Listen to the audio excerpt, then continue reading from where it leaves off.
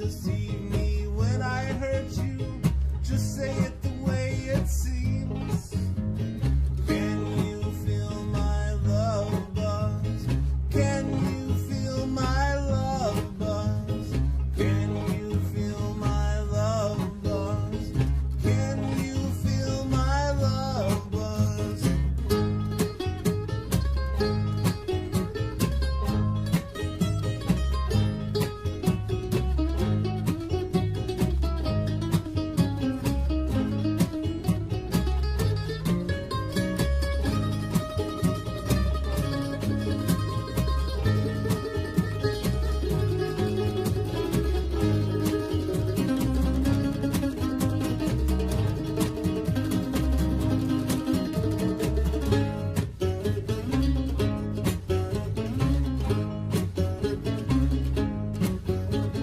Would you believe me if I tell you you're the queen of my heart?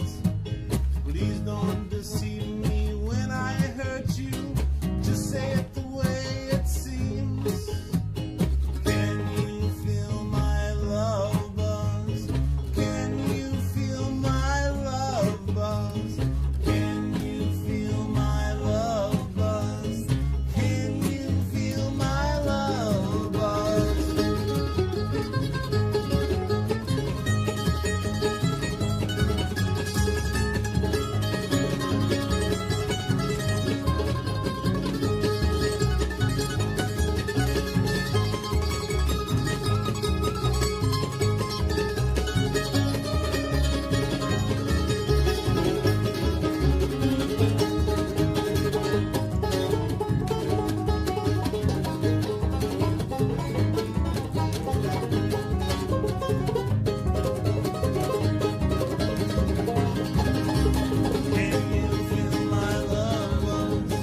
Can you feel my love buzz? Can you feel my love buzz? Can you feel my love buzz?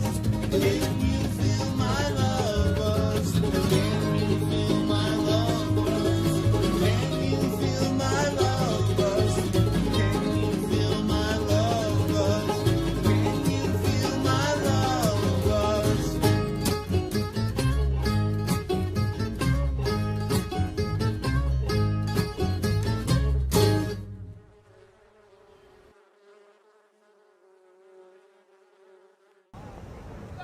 I need your money to kill babies by abortion. You, taxpayer, give me your money to pay for baby killing. No! I don't believe in abortion! I don't care. Render to Caesar what is Caesar's. Give me money to kill babies. All right, I'll pay you. Give Don't me the hit me money. anymore. Please, kill my baby! Kill my baby! You, kill that woman's baby.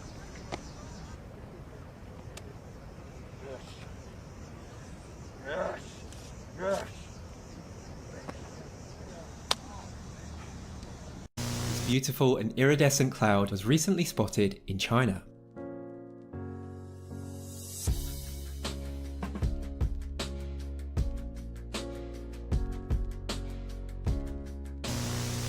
Alright, so since there was a bunch of weirdos in the comment section saying that, oh, don't do a transition, we don't trust you, we don't trust you with the transition, okay. There's a snowball, it's right here. It's right here. Hold on. Hold on. Alright. No transition, guys.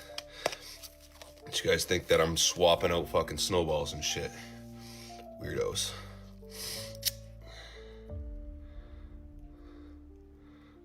Look at that. Smells like plastic. Literally smells like plastic.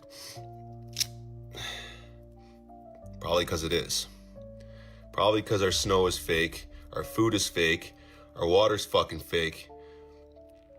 Everything's fake in this world, including the snow.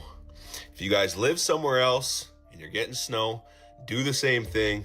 Tag me in that shit. I'll throw it on my story. Fake ass snow. Yeah.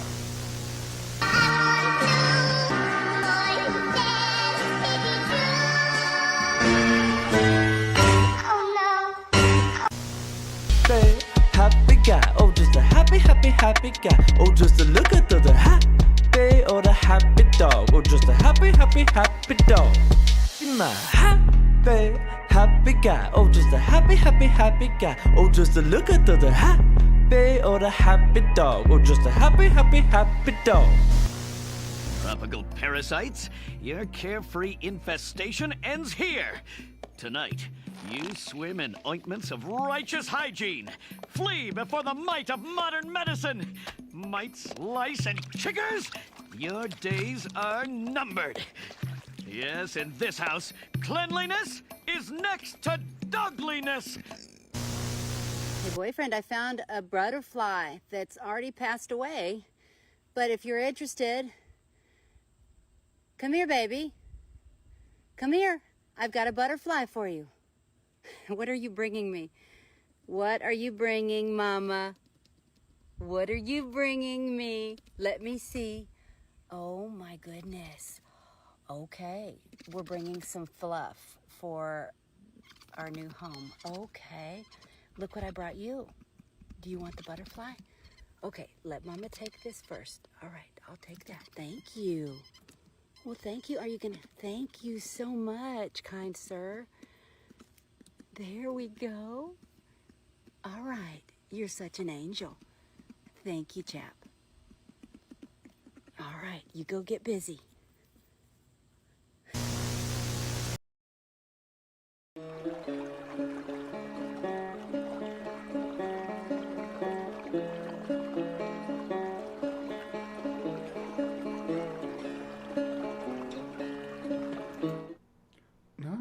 Good morning, my beauties and bees, and welcome to another installment of Live from the Hive. It is the last show of 2025, so it's kind of a big show. Maybe it's a big show, I don't know. I didn't do anything special for it or anything. I did do something special earlier this week for the Christmas marathon. If you saw that, it was fun. We had a pretty good turnout. We had, what did we look at on the Christmas marathon? I know we looked at the Mary Lloyd. There's a couple of different ways to say it, so I'm going to go with Mary Lloyd because that's the way the pronunciation guide said to say it. And then we talked about, basically we talked about pareidolia, people seeing snakes and turtles and what else was there? The elephants, lots of elephants in like mountains and rock formations and stuff. It was pretty dorky, pretty entertaining. So if you missed that, you can go back and watch that. I don't know if I'm gonna edit those into episodes of CrypticCorner and Weird With It or not. I used the settings for it, but it's kind of like trying to give a taste to people of what we do here in the Hive. So if anybody was watching at that time and wanted to come and hang out on Saturday mornings, they could and participate in what we do here. But we did all right, I think. We had quite a few viewers. I don't know if any of them are going to show up this morning, but I do want to go back through this real quick and because Who's Your Buddy, which is a wonderful supporter of the channel, a wonderful member of the Hive. They did gift us some memberships, a lot of memberships actually, whole Santa's magic bag of memberships, 20 to be precise. And they went to Deviant Outcast, alias Fake Name, Resist Oppression, Miss Lemon, Patty Troy, Wild World, John Fapiano, John Hudson, Artemis Huntress, Theoretically, Holly Unbiblical Hawks, I think it's Holly Hawk. Yeah, Holly Hawk I'm going to go with. The Atheist Carpenter. Miranda popped in and said good morning in the middle of that. Good morning, Miranda. CD Ollie Man. Ways to Human. You Are Victorious. Autistic Septuagenarian. Speed Romans. Subtle Dragon. Mystique Tina Jones. I haven't seen Mystique Tita Jones in a long time. Good to know she's still popping around. And Moondog. So welcome to the Hive. Every one of you has the ability to stomp around with Bigfoot stompers now. You can be a big old Sasquatch, stomp around in the side chat. But yes, today, people are really excited about today because today, it's been a minute since we talked about it, but we are doing mermaids. As a matter of fact, let's just go. We're gonna pop right over to the polls and look at mermaid and look at that real quick. Okay, so do boo doo. All right, where we at? There we go. Ba ba da ba ba da da da da da. There we go. All right, so yeah, when it comes to Cryptic Corner, we have definitely chosen the mermaids. Over half, or not over half. Well, it was over half. It's kind of balanced out now. Half of y'all wanted mermaids, so we're doing mermaids. I'm gonna have to do a pronunciation guide on that one too. El Duende. I think you spell it El Duende. Is like a little Argentina like gremlin gnome creature. And then we have Amityville Reprise, which has been on the list for a while now, too. And that's revisiting the Amityville hauntings. And then we got giant great white sharks. These are great white sharks that are purported to be over 25 feet long in modern times. And we're gonna look at those claims. So that's what our Cryptic Corner poll looked like this week. And mermaids swept it pretty well. Pretty decently swept it. Then later in the show, we move into our Week in Weird. Now this week on the polls, we had Mastering Hydrokinesis, which is learning to control water. I'm going to get like a glass of water or something and sit it here in front of me so you all can see me do hydrokinesis. It's going to be amazing. You're going to be absolutely impressed. And then we have Unleash the Golem, which is a sort of a we'll get into it when we talk about it. It's a Jewish tradition though of building a golem protector, and we're gonna research that a little bit. And the metaphysics of the magic lantern was the winner for a long time. For most of the week, this one was in the lead. And I'm like, okay, I'm gonna have to do the magic lantern. I had all this stuff pulled up for it and everything. And then I think it was after the Christmas stream, the Grand Canyon Egyptians just erupted onto the scene and just blew it out of the water. Well, not really, 47%, 40%. But they the people had spoken and they said, we want to talk about Egyptians in the Grand Canyon. So that's what we're going to do there. But we're not going to do that before we get to the mermaids. So don't you worry about that. We'll get to the mermaids. And then the end of the show, Breeze Bestiary. As you can see, we're going to be talking about the weirdness of the wood frog. It's the only frog that lives in Alaska. If I was a frog, I wouldn't want to live in Alaska. I'd want to live in like Borneo or Costa Rica. Someplace moist and warm. Maybe Australia, Northern Australia. I don't know. There's some great places to live as a frog. Of course, equatorial Africa. To compete in the African biome, you got to be like a total like beast, though. That's like, you ever see the African bullfrogs? They're so big. African bullfrogs like, urgh. Like, you don't want to mess with that.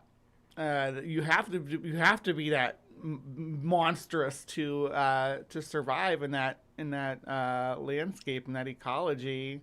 It is so cutthroat. That's where our ancestors come from. And you know, that's why we are so aggressive. Yeah.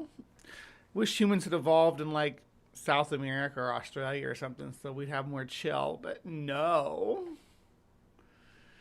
Good morning, Ryan. I don't know what you look like right now, but you look gorgeous. I know that. You always look gorgeous. So I'm just going with that you're just looking fantastic. Would you be a frog in the UK?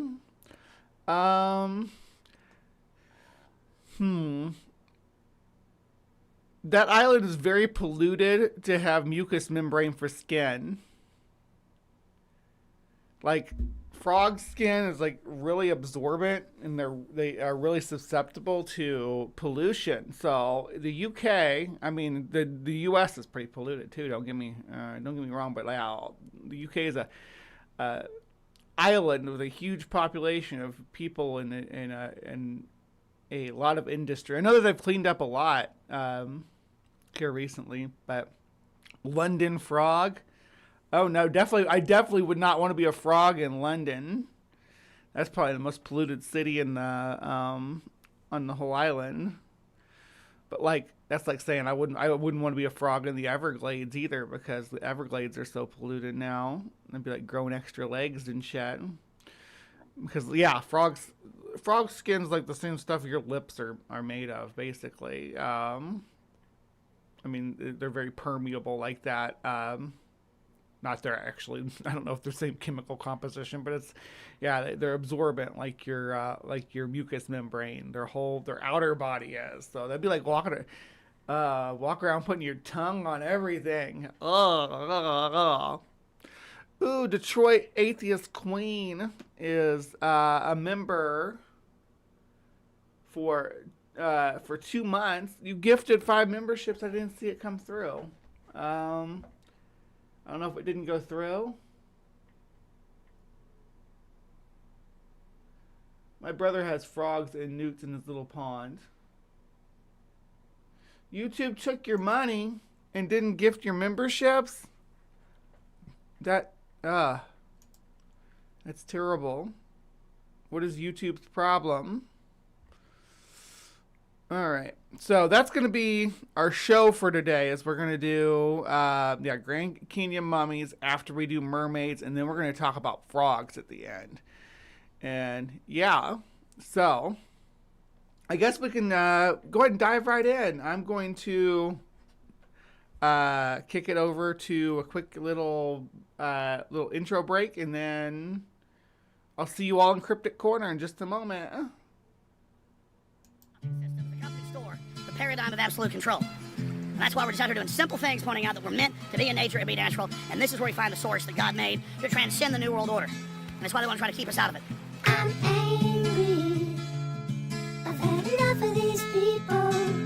They're a bunch of Christian murderers scum. They're on giant death factories keeping babies alive and selling their body parts. What more do you need to know about these people? I go out and face these scum.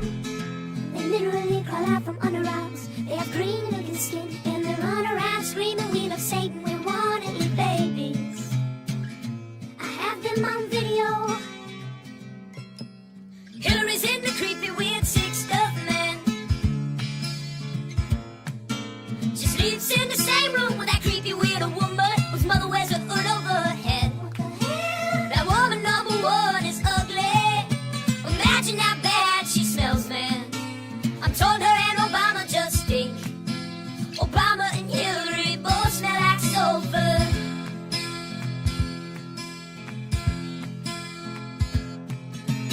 Literal vampire pipe and the goblins are hobbling round coming after us. My spirit gets close to that evil and I feel it go. We're such self-centered crap. We don't even notice hell itself rising up against us. Millions upon it, people of the very worst type, and I'm so pissed. We're gonna stab your daughter at the mall. We're gonna stab your wife, your son. We're gonna stab you with a butcher knife, and then the police chief is gonna say, we love our Somalis, we love our Muslims. Oh, they're so good, oh, they're so sweet.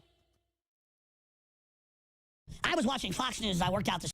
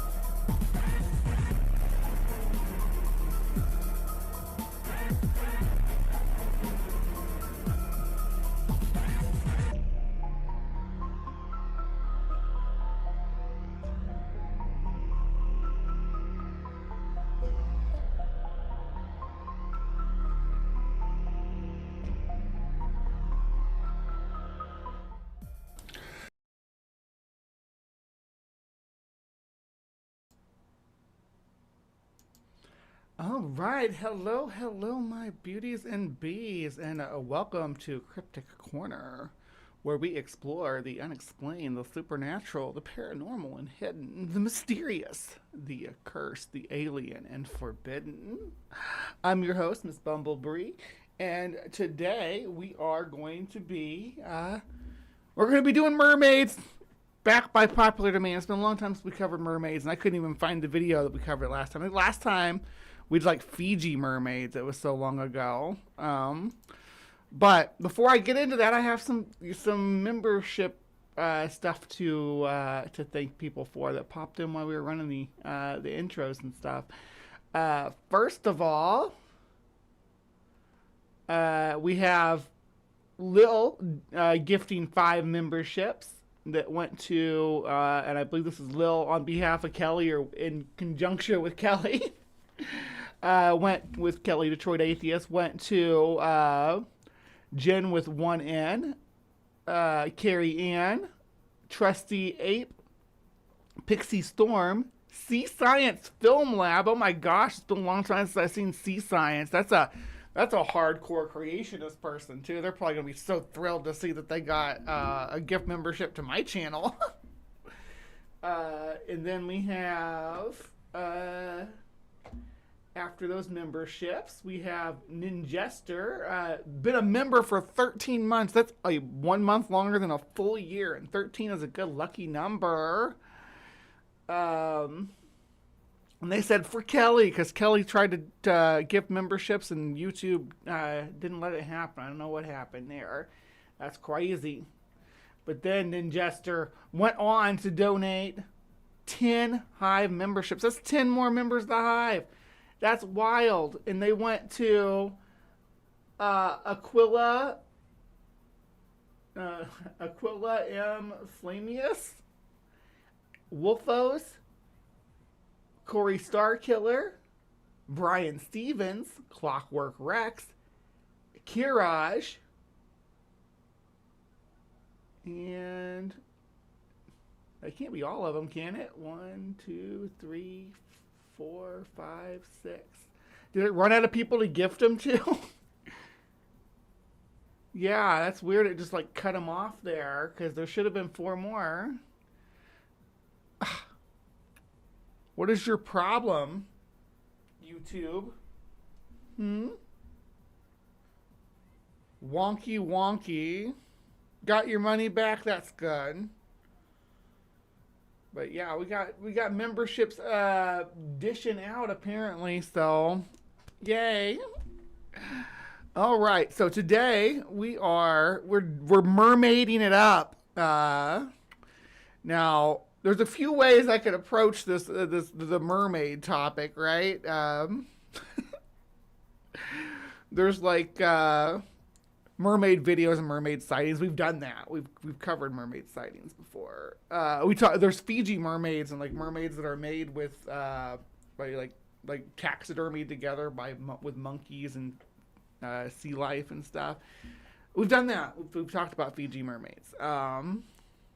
But did you know that mermaids are also, I don't know if y'all are familiar with this starseed nonsense. That, oh yeah, we're all spiritually connected to all these intergalactic entities and stuff. Mermaids apparently have their own starseed lore. And I'm like, hell yeah, that's how we're doing it. So I went to this channel, which we did when we talked, I think it was when we talked about the Lyran, the cat people. That we went to this channel. It's Astral Legends TV. And they bring you captivating information of cosmic history and ancient history, drawing from religions, world mythologies, esoteric legends, and forbidden knowledge of ancient civilizations. We encourage you to exercise discernment and conduct your own research into these complex topics.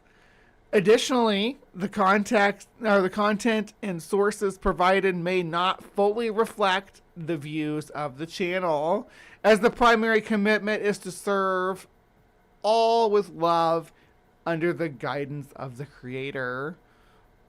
Our episode is powered by both human intelligence, spiritual will and skill, and a sprinkle of artificial intelligence. Oh no. Oh no. No artificial intelligence.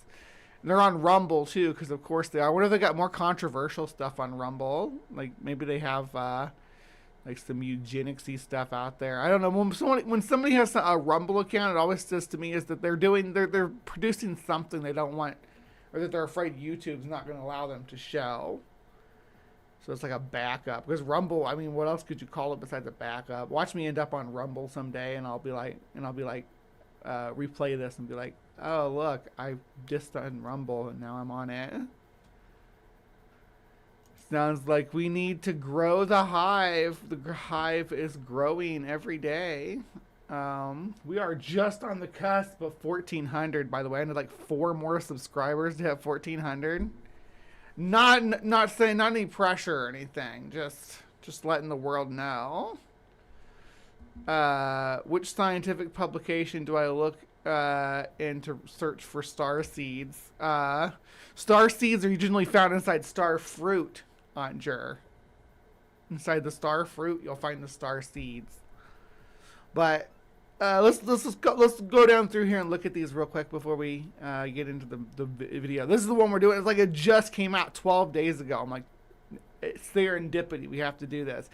We got like insectoid stuff. We got canine aliens. We put that on put those good boy aliens on the list. Now, I will say though, when we went to do their Lyran cat people video, we learned a lot about the half the video was about the Draconians, which are like the lizard people, and then there's also a segment about bird people that lived with the Lyran, with the cat people. So it got really convoluted trying to keep up with it all, and this is just going to expand on it even more. So if you need to get like a notepad out and take notes on, oh, where's my pen?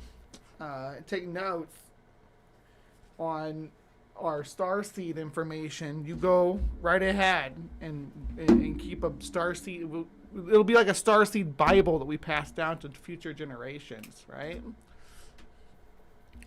But the vampire aliens that came out around Halloween, of course.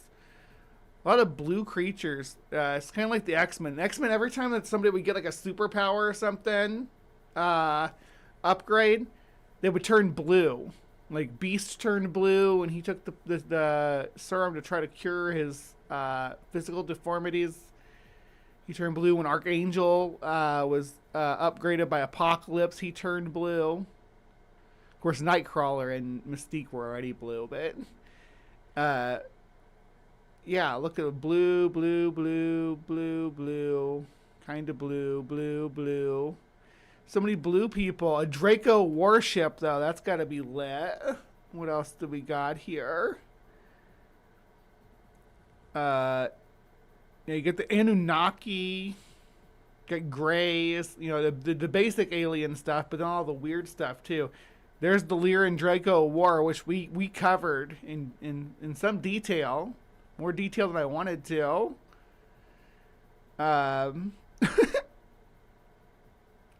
Yeah, Anunnaki. Alright, let's get into the mermaids, because they do have videos about mermaids. This is our host. This it's almost like a VTuber type thing. I think it's AI voiced. So I'm blue, dabba dee babba die, abba dee dabba die, dabba dee dabba die. Oh wow! Ah! Kelly, thank you so much. Kelly, the Detroit atheist queen, didn't want to gift membership, so here's a super chat. Love you, Bumblebee and the Hive, fangirls and boys. Thank you so much. Yes, can I like that? How come I can't like it? I can like, oh yeah, I can do it over here. There we go. It wasn't letting me do it in my OBS, but that's fine. It doesn't need to let me do it in OBS. I always keep it open in the YouTube as well because the stuff comes in faster. This is our host. He's wearing some styling rings. Should I put some styling rings on too? They don't really match my gloves though. That's all right. Because yeah, it's red. I don't know. Red and purple don't look terrible together. I'll put my rings on though to match energies with our alien. Where's my rose? There it is. Okay. All right. Got all my rings on.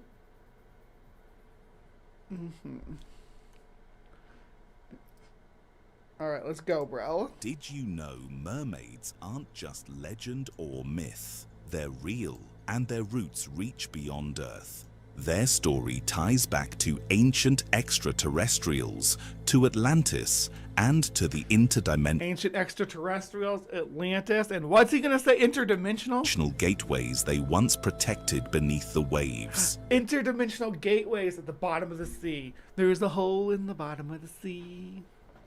I told Stool about this last night. I did. I told Stool, I said I'm covering, when I was in Ben's chat, I said I'm covering mermaids in the morning. It's not even morning over there, it's afternoon, but maybe he's still sleeping, I don't know. Where are you, Stool? And if you've always felt an unshakable pull toward the water, it may be a clue to mermaid ancestry in your own blood. I have mermaid. It's true. That proves it. I'm a mermaid. No questions. No questions. I will not hear any naysayers. Because I like to snorkel. I am a mermaid. Greetings. I am Draloth, the Arcturian. Today on Astral Legend, Draloth the Arcturian, and he's one of our blue boys. He's got some green eyes, though. We turn our attention to the mermaids of Atlantis and the aquatic kingdoms that flourish in the hidden waters of Inner Earth. In the ages when harmony prevailed, two serpent reptilian queens brought forth Atlantean aquatic daughters. These were the mermaid priestesses of Atlantis. Feminine and a few masculine humanoid beings with aquatic bodies. Feminine and a few masculine beings. This channel makes copious use of the AI. I've kind of peeled back almost everything on my channel that's AI generated at this point. I'm over it. And there may be a few things here and there, but I've been peeling them back piece by piece. It was fun when I started doing it because it was like, oh, here's stuff to make content for my channel for free, but it's just I'd rather put my own personal touch on it. I like doing the charcoal drawing thumbnails and stuff now instead. So yeah, but I can't be a hypocrite if I'm going to use AI, a whole bunch of AI myself. I probably shouldn't be being too cheeky to other people about it, but some of the AI is really cool. Don't get me wrong; it looks cool, and it helps them promote their nonsense. This is like low effort spirit science, turned up to 11. Because instead of just having the wandering space Jews as the spirit science presents them, it has a whole menagerie of intergalactic creatures, a smorgasbord of cat people and bug people and all sorts of weird stuff. But now mermaids, of course. Why not? And they live inside the hollow earth. Bodies that still exist today. Atlantean mermaids and priestesses, sometimes called the Zephelium or Shrieky El, are beings that are part humanoid and then part aquatic amphibian. They are born with bodies that can slip between realms and dimensions. They live on average between 3,000 and 6,000 Earth years. There are two. Man, I've only lived like 40 or so, and I'm over it. I couldn't imagine having to trudge through 6,000 years. Two genders, male and female, though females greatly outnumber the males. Their bloodlines are pure amphibian, braided from the Nomo of Sirius and the Tiamat Draconians of the... They're all bioluminescent too. I like that. I do like bioluminescence in mermaids. That's a thing we should lean into. Make them less human and more fishy, and give them bioluminescence. Serpent Empire, yet over time they have become their own distinct race. The Atlantean mermaids of the aquatic kingdom. Their long flowing tails shimmer with iridescent scales that mirror the hues of the local seas, and their silver or golden eyes can peer deep into spiritual currents. Some priestesses wear hair like coral threads, drifting kelp, or liquid light shaped by the waters of their birth. They are exceptionally fast swimmers.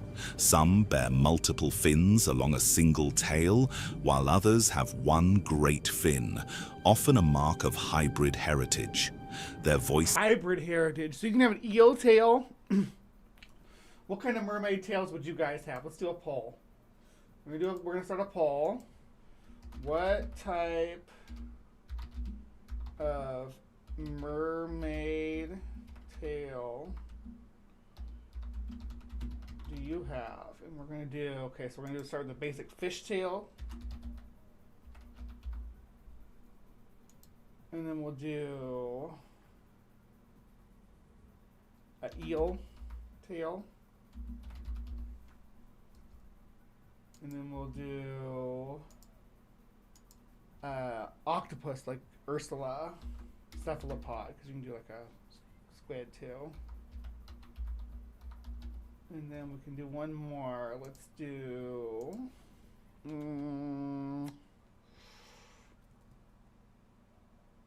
Y'all want to do like a lobster tail?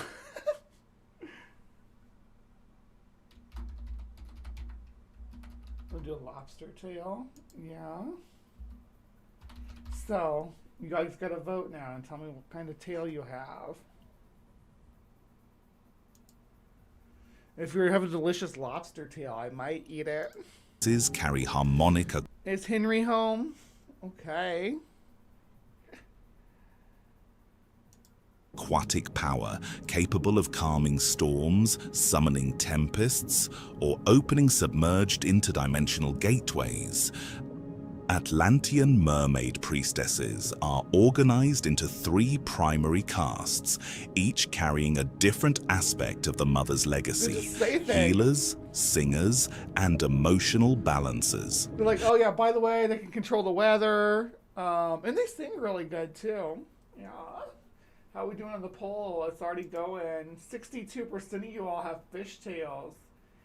And the other 38% have cephalopod tails, which is not really a tail. It's gonna be like tentacles. I think I would go with so if I had the eel tail, would I have like electric powers? Be like more like a moray, huh? I think I'd have to go with the cephalopod tentacles. Having like 8 arms. Could you imagine how much I would get done if I had 8 arms? Plus, make a lot of money doing tentacle stuff. They tend the feelings of the oceans themselves and the creatures within them, especially in the oldest ages of Earth. As guardians of deep gates, trench palaces, and primordial archives, they keep watch over ancient currents and sealed thresholds. Merida's radiant mermaid When they say sealed, do they mean covered with seals? Or... I should have done seal tails or dolphin tails. Yeah, that's because they go different. Like, it's weird because mermaids kind of have a fishy tail, but it's always they swim in the undulating way that mammals do. Because mammals and birds too, like penguins, swim like this, right? And fish and reptiles and amphibians swim like this. Swim sideways. It's like the tail power. So, yeah, Scientist Mel is going to be on Ben's later, y'all. So I will eject everybody over there when this is up. As a matter of fact, if it's already scheduled, I can go ahead and put the redirect in. Let's see, Doctor.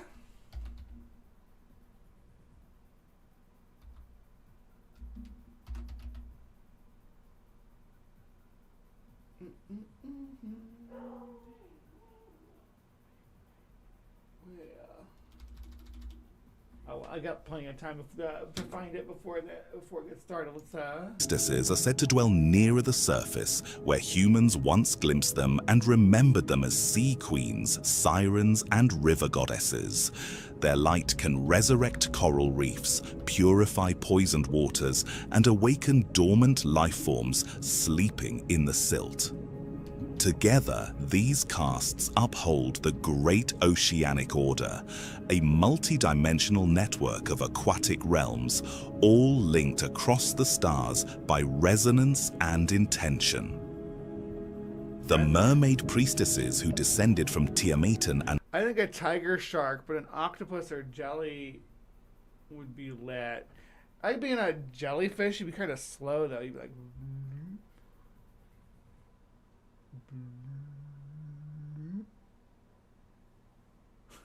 You'd be like, jellyfish don't seem very athletic to me. I feel like I'd be like, I'm coming, guys. And everybody just like jumping through the waves with their fish and dolphin tails and stuff. And I'd be like, wait for me. Wait. I just like, I think about like,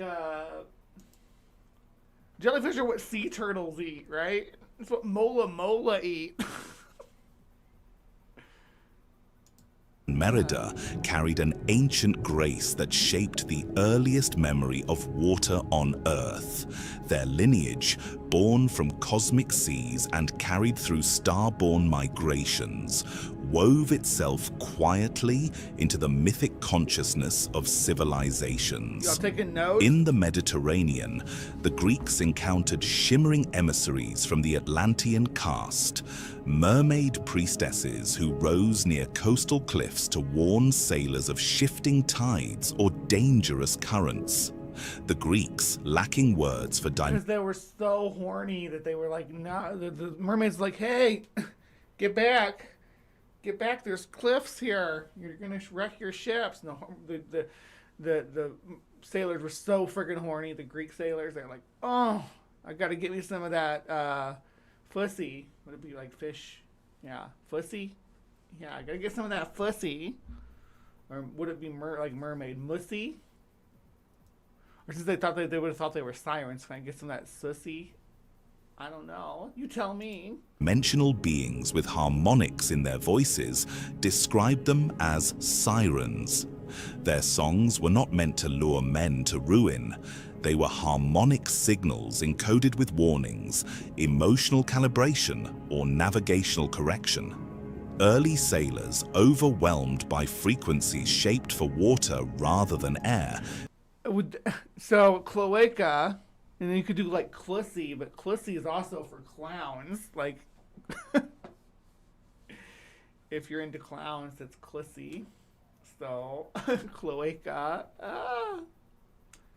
What would mermaids have cloacas? I think I almost want to say mermaids would do external fertilization. I don't know though. Like she would lay eggs and he'd come fertilize them. Misinterpreted these encounters.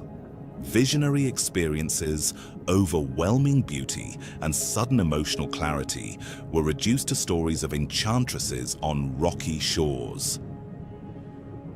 Powers among the Greeks spread talking shit about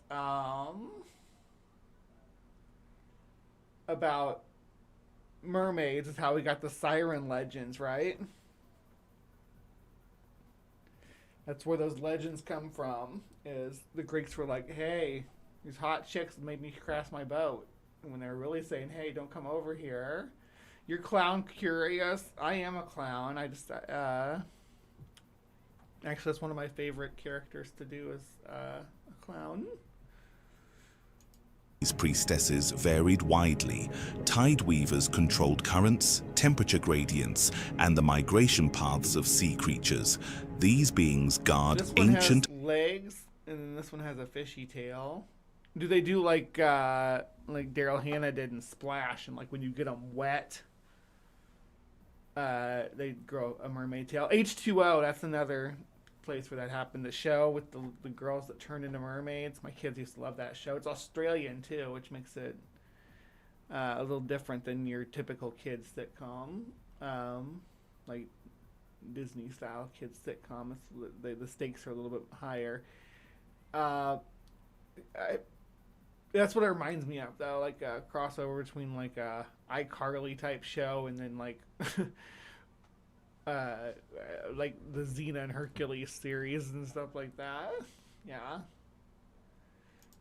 Underwater gates and can shift pressure, light, and density with a simple motion of their hands. Their voices carry patterns. Then why they let all them ships crash? Capable of stabilizing weather or shifting the emotional tone of an entire region. The Atlantean maidens of the Africa and Asia carry Merida's radiance, enabling them to purify polluted waters, resurrect damaged... Miranda, he's not a rando, he's an Alturian. I don't know what that means, but he's one. I think it means he has ulterior motives. Coral ecosystems and heal wounded hearts in grieving coastal communities.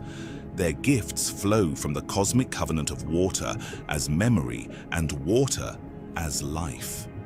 Even in silence, their presence calms storm. I'm no ordinary girl. Yeah.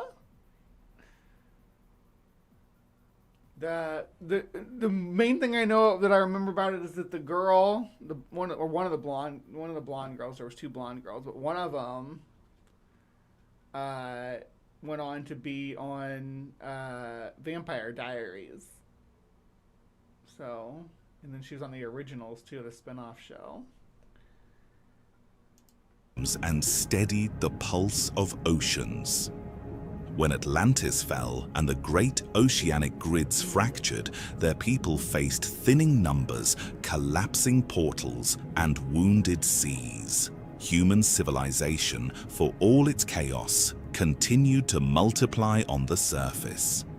Interbreeding with humans became a quiet survival strategy, a way to preserve their life. Ew, interspecies erotica. I didn't know that's what this was. No. That's what I know about H2O. I couldn't put my finger on it. Yeah. Yep, she was on the Vampire Diaries. I like H2O better than Vampire Diaries, though it's cheesy. H2O is so cheesy. But it has some nostalgia for me because it reminds me of when my kids were little and they'd watch it. The Mermaid Show. Yeah, and I get the song stuck in my head.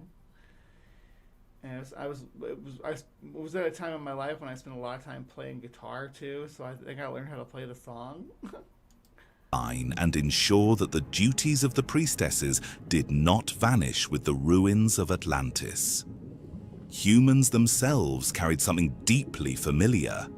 A body and soul matrix already modified through Anunnaki engineering, attuned to both Earth and the stars. The mermaid priestesses recognized this compatibility not only on a biological level, but as a resonance across energy fields. By joining with humans, they could bring forth children capable of acting as living bridges, hybrids who belong to both land and sea, physical... That's me. I want to get my H2O powers, and I'm going to jump in the ocean and just swim away. Go live with the great white sharks. I'm gonna hang out with freaking sharks and orcas and dolphins. I'm gonna go to down into the midnight zone and see all the bioluminescent creatures. Realm and subtle realm, oceanic grid and ancestral line. These offspring stabilized what Atlantis had once held together through temples and crystal technology. Mermaids were always beings of passage, moving between densities, slipping through portals that threaded the oceans to inner Earth and beyond.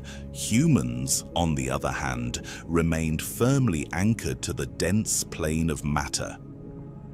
That's our problem. We're so freaking dense. I always felt that way about humans. Hold on, I'm going to speed this up just a bit because this is a long video. And we're already almost half an hour into the show, or maybe a little over half an hour into the show. Let's see, we're going to, it's 1.5, that seems reasonable. A hybrid body form solved a practical problem. It allowed the priestess lineage to function within multiple dimensions without losing traction in the physical world. The children of such unions could stand in human cities and still hear the song of the deep trenches, could move through spiritual turbulence without losing their... Do you hear the song of the deep trenches, my hive? Let me check in on my polls. Oh, suddenly we have at least one eel tail coming in here. I know that there's like 20 of y'all watching, and only 12 votes. I need more votes to find out. Nobody wants a lobster tail. Nobody wants to be delicious is the problem. Nobody wants to be eaten by Brie. I understand that. I would too would not want to be eaten by me, dipped in butter.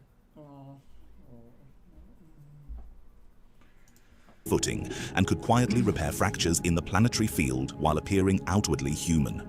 Over time, this union was not only tactical. The priestesses, who feel emotion as currents in the water, became fascinated by the raw, unpredictable depth of human feeling. There is a kind of courage in humanity that does not always exist in older races. That's how we got the Little Mermaid. That's explaining the plot to Little Mermaid, why mermaid chicks are horny for dudes. Because they're mostly, I guess, because mermaids are mostly women. And as women, they're thirsty for sailor dudes, like Prince Eric. Yep, we're in Atlantis, Kristen.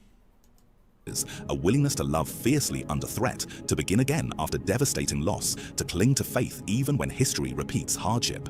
Some mermaids formed genuine bonds with human partners, drawn by that warmth and stubborn devotion. What began as a sacred strategy... Also, the plot to Aquaman. Grew into real unions, with genuine tenderness and loyalty woven through the old agreements. Layered through this is prophecy. Unfortunately, not all sea mermaids and mermen are benevolent due to some splitting to negative factions, and this should be well noted. Some beings, like the sirens, are a good example. Out on the old coasts, where just fishermen... Just a minute ago, you was running freaking apologetics for the sirens, saying, hey, no, the Greeks were talking shit. They were trying to tell them to stay away from the rocks, and now you're gonna be like, nah, the sirens was bitches. Okay. Still swore by weather signs and salt-worn stories, people learned to tell sirens from mermaids the way they learned to read tides, by pattern. A siren carried a sameness that made seasoned sailors uneasy. Her eyes tended to match, red, slit-like, sharp as a warning flare in the dark water. Her tail followed that same uniform design, as if her kind were stamped from one mold. When her voice rose, it was never the same uniform design, slit-like, sharp as sameness that made seasoned sailors uneasy. Her eyes tended to match, red, slit-like, sharp as a warning flare in the dark water. Her tail followed that same uniform design, as if her kind... Sirens were supposed to be hot too. ...were stamped from one mold. When her voice rose, it was never meant as comfort. The song drew men closer, closer, until the sea took them. In those waters, sirens also turned their hunger toward merfolk, hunting them with a cold, deliberate hatred. Mermaids, by contrast, looked like a people shaped by many coves and currents. Their eyes varied, round, narrow, bright, shadowed, each face carrying its own story. Their tails varied too. That's Ariel. Ariel needed some fish scales, though, I think. I think that would have made her more convincing as a mermaid. What do you guys think? Little Mermaid could have used some scales. On other parts of her body, on her face and shoulders and arms. Just a light scaling. This looks alright. changing in fin shape and sweep like regional dress. Most of the time, they drifted through their realm, curious or indifferent, and on certain nights, they even helped sailors who were lost, tangled, or too proud to admit fear. Anyone paying attention. Those are just like those stick-on glitter things. Learned a practical rule. A singing presence near rocks meant danger, while a quiet watcher near a struggling boat might mean mercy, so long as the humans stayed respectful. In ancient times, the Atlantean priestesses guarded fragments of the Sapphire Throne, one of the 7 thrones that once formed the lattice of cosmic order. Now, write this down, guys. We're talking about the Sapphire Throne now. The Sapphire Throne. Keep up. Old oceanic records speak of a time when those thrones must resonate as one again so that the planetary field can be repaired. Hybrid bloodlines, carrying both the aquatic codes of the Dragon Queens and the terrestrial, Anunnaki-touched human template, are uniquely... The terrestrial Anunnaki-touched template. These are just... Oh, man. This is, keep it up, guys. It's getting complex. Something about a Dragon Queen, I think. Yeah, the aquatic codes of the Dragon Queen and the terrestrial Anunnaki touched human template. Right. Codes of the Dragon Queens and the terrestrial Anunnaki-touched human template are uniquely suited to act as keys for this future activation. Their existence prepares the way for a later age when the lattice can be restored through living beings rather than only through lost Atlantean technology. Beyond survival and prophecy, there was the simple need to guide humanity during an age of amnesia. Once Atlantis sank, most humans forgot their agreements, their star kin, and the true purpose of Earth's oceans. By weaving their essence into human bloodlines, the mermaid priestesses ensured that some souls would be born with strange affinities for water, uncanny empathy, prophetic dreams of the sea, and a natural instinct to protect rivers, lakes, and coastlines. These mere-blooded descendants became quiet guardians, singers, healers, divers, keepers of forgotten coastal shrines, who acted from instinct without... If you're any of those things, you're a mermaid. Just letting you know, if you're a singer, if you're a diver, if you're a treasure hunter... You're a mermaid. Just a touch of AI. Yeah, the visuals are AI. The script is read by an AI. Script is probably written by an AI too. With prodding towards using woo concepts. Always knowing why. In certain coastal regions and African aquatic gateways, early humans stumbled upon inner ocean portals and sanctuaries where priestesses still kept watch. There, reverence grew into trust, and trust sometimes grew into partnership. From these meetings came the earliest stories of sirens, river goddesses, water spirits, and sea brides. Underneath the folklore lies a steady pattern. Powerful aquatic beings chose to share their line with a young, risky species because they saw potential worth defending. They witnessed humanity's flaws and wounds, yet also its rare capacity for sacrifice, loyalty, and renewal. So mermaids joined with humans for reasons that were at once ancient and practical to preserve their lineage after... Bad idea, mermaids. Humans suck. Do not trust the monkeys, the land monkeys. No. We are the worst. You should have trusted dogs instead, but not had sex with dogs, so that's gross. But you're fish people, so I don't think that would have happened anyway. But you shouldn't have messed with people. Yeah, just a touch of AI. Catastrophe to create living bridges between realms, to anchor and heal a wounded planet, to fulfill a prophecy woven through the 7 thrones, and to walk beside a species that, against all odds, might one day help restore balance. Human mermaid hybrids emerged through carefully guarded unions. When a priestess assumed a land-bound form, she could conceive with humans who demonstrated reverence for water and carried balanced emotional temperaments. So if you really like water and you're emotionally balanced, you too could bang a mermaid. Just putting that out there. These children often appeared entirely human, although they held subtle traits, heightened empathy, unusual dream states, intuitive understanding of tides, and an uncanny ability to calm conflict. In rare cases, hybrids inherited aquatic gifts, such as extended breath-holding, rapid healing, bioluminescent markings that appeared during childhood, or spontaneous shifts in body... Do I have bioluminescent markings on me anywhere? Did y'all ever see me with bioluminescent markings maybe someplace I couldn't see? I can hold my breath pretty decently, but not like exceptionally long. Bree, have you seen the Australian mermaid show Tidelands? No, I have not. Density when submerged. Their purpose was to bridge land and sea, grounding the ancient covenant in human lineage and ensuring the priestess line would influence future civilizations without direct intervention. So it is essential to understand through this that there are many humans who can be mermaid hybrids or share this Atlantean water lineage. Mermen exist as the natural masculine counterpart to the Atlantean mermaid priestesses, shaped by the same ancient forces that molded the aquatic daughters of Tiamatyn and Merida. So if you're like into dudes, you can have a mer-dude too, is what they're saying. Their bodies carry the just say that you really like water and be emotionally balanced. I'm not emotionally balanced enough to snag a mermaid, unfortunately. But maybe some of you all are. Tell me about it in the comments down below. Print of Dragon Lord ancestry, Syrian deep ocean genetics, and the primordial waters that once circled old Atlantis. They move with a strength that flows rather than clashes, built for the shifting pressures of the deep. Their tails are broader and more muscular, sculpted for torque in abyssal currents, and someone has picked lobster tail. Delicious, yummy lobster tail. 7%. So just one person did it. Which one of you is my delicious lobster? Which one of you is getting dipped in butter? bioluminescent patterns glow faintly along their scales, tracing the lineage of Syrian deep divers. Their eyes remain wide, silvered or indigo, crafted for darkness where sunlight never reaches. A tall dorsal ridge runs down their backs, acting as a living sensor that can read energy fields and deep sea mermaids detect distortions in dimensional currents. These beings once served as guardians of the submerged Atlantean realms, the protectors of crystal archives and ancient trench gates that still pulse with lost technology. They have butt cheeks just like you and me, look. This one has scalloping, but also has the cheeks. Where the priestesses hold the emotional harmonics of the oceans, the mermen secure the structural resonance that keeps the Atlantean remnants stable. They navigate drowned cities, moving through corridors of coral-encrusted stone and forgotten halls where Atlantean symbols still hum gently under sediment. That's the John Cena one. He's got like a mohawk.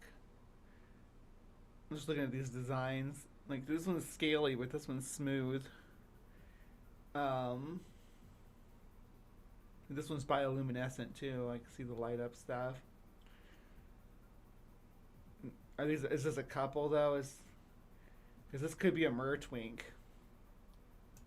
The priestesses in rites, ceremonies, and the maintenance of the lattice once upheld by the 7 dragon queens. Some patrol deep rift valleys. 7 dragon queens, something about a sapphire treasure, or sapphire. I don't remember. Holy crap, there's been a lot thrown at me. Ensuring that portals remain sealed or balanced, while others act as scouts, keeping watch over migratory paths of whales, leviathans, and other sentient marine beings. Their culture thrives quietly, woven through brotherhoods who pass down memory through song and water-carried vibrations instead of written text. They are patient. I caught a mermaid. It's not true they get legs when they dry off. Good deep fried with tartar sauce, though. Oh, yum. I love a good fish fry.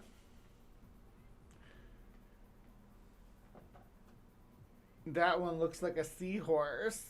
Oh, we could have done seahorse tail too instead of lobster tail.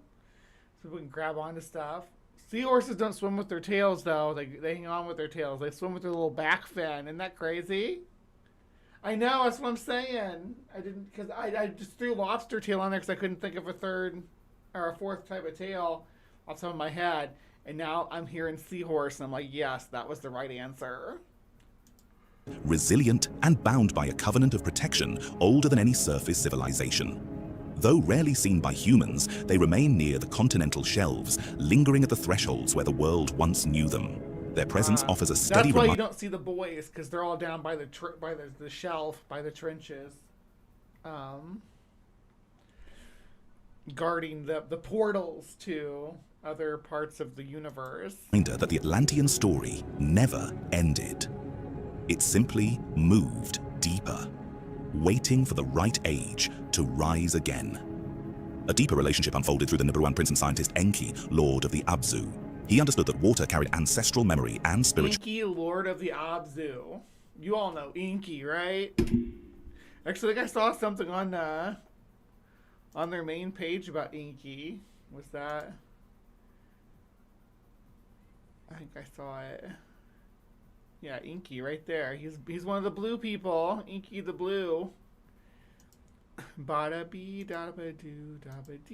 inheritance. His alliance with the priestesses established the aquatic kingdom on Earth, a vast layered realm beneath and beyond the physical oceans that any one human can possibly reach. The kingdom is deeper than Agartha inner realms.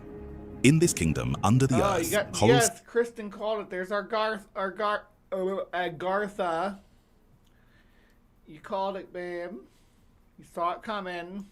Cities shaped from living light, crystal sanctuaries, tide chambers aligned with star cycles, and deep trenches that held the memory of Tia Martin became the hidden heart of this kingdom. Enki raised Tia Martin. I think it was supposed to be Tiamat, wasn't it? Tiamat's like the ancient primordial serpent from like Sumer. Sumer, right? Or is this Syria? Temples on the land as reflections of his hidden halls beneath the waters and the earth, then linked them through tunnels and cavern passages that opened into the so-called underworld. In later legends, this realm was described as a hell for the dead. In reality, it is the drowned remnant of Atlantean kingdoms, an underwater domain where mermaid priestesses, Syrian lineages, and other aquatic beings still travel and dwell. The ancient serpent queen Tiamat stands at the root of every higher aquatic lineage. She is the founding dragon queen of this planet, bearer of the sapphire throne, and mother of the Atlantis. Tiamat is the bearer of the sapphire throne and the queen of dragons. So now we have that squared away. Aquatic daughters who become mermaid priestesses, sirens, inner earth gatekeepers, and other hybrid water beings. Miranda, imagine if your mom was a mermaid. Yeah. And your dad was like a centaur. Or not a centaur, but a minotaur. And so you're just like a guy. Multidimensional, and her daughters inherit realm-shifting bodies, bioluminescent DNA, and the capacity... Yeah, Dagon's supposed to be the god down here. What the hell? Tiamat, scoot over. You're just supposed to be a big serpent monster. The god here is Dagon. ...to steady emotional fields on a planetary scale. The popular Disney film Little Mermaid uses many Anunnaki archetypes, and the connections can be seen even through characters such as Ariel, a character who serves as a faint cultural echo of these ancient daughter humanoid hybrids, a young mermaid drawn toward the surface, driven by curiosity and a longing to cross realms. In this framework, that pull toward the human world reflects their original mandate to observe surface civilizations, choose alliances with discernment, and monitor whether Earth's emotional field is rising or collapsing.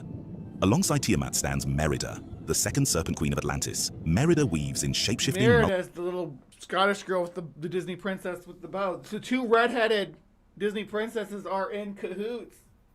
It sounds like with Inky, the Anunnaki, and something about the Tiamat, the dragon queen, and her sapphire throne.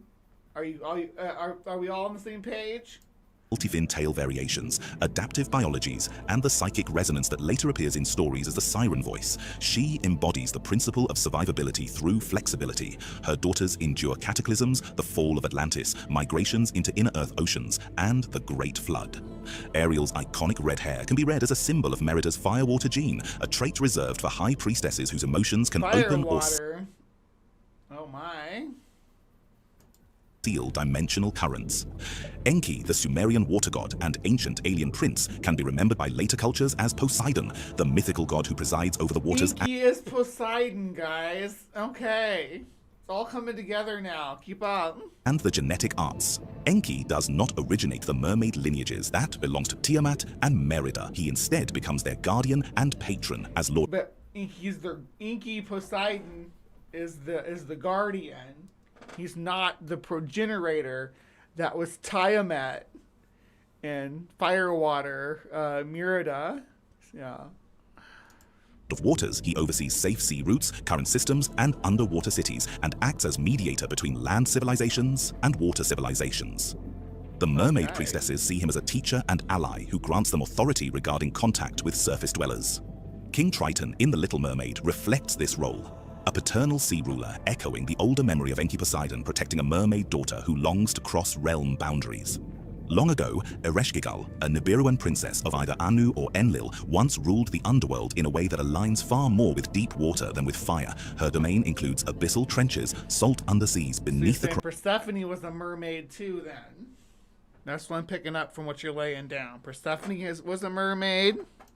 Crust, hidden currents flowing through inner earth, and the shadow side of Atlantis where drowned temples and cities linger outside surface history.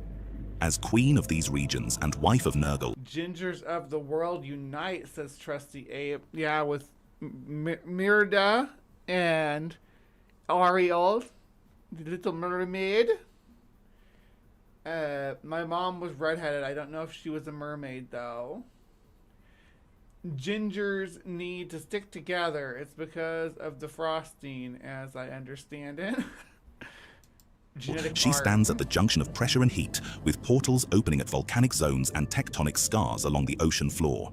Mermaids stationed there serve as gatekeepers of death waters and custodians of those who pass through drowning, while Siren orders tend to the psychic residue and memory of these souls. Ereshkigal commands respect from even... I like that name, Ereshkigal, though. Now Nergal is involved. Yeah, Nergal. Tiamat's maiden daughters. She is a sovereign of thresholds and sealed archives, rather than a caricatured sea witch. Ursula from The Little Mermaid bends... I love these ones. Oh, they got big old titties, but they got like full-on fish faces.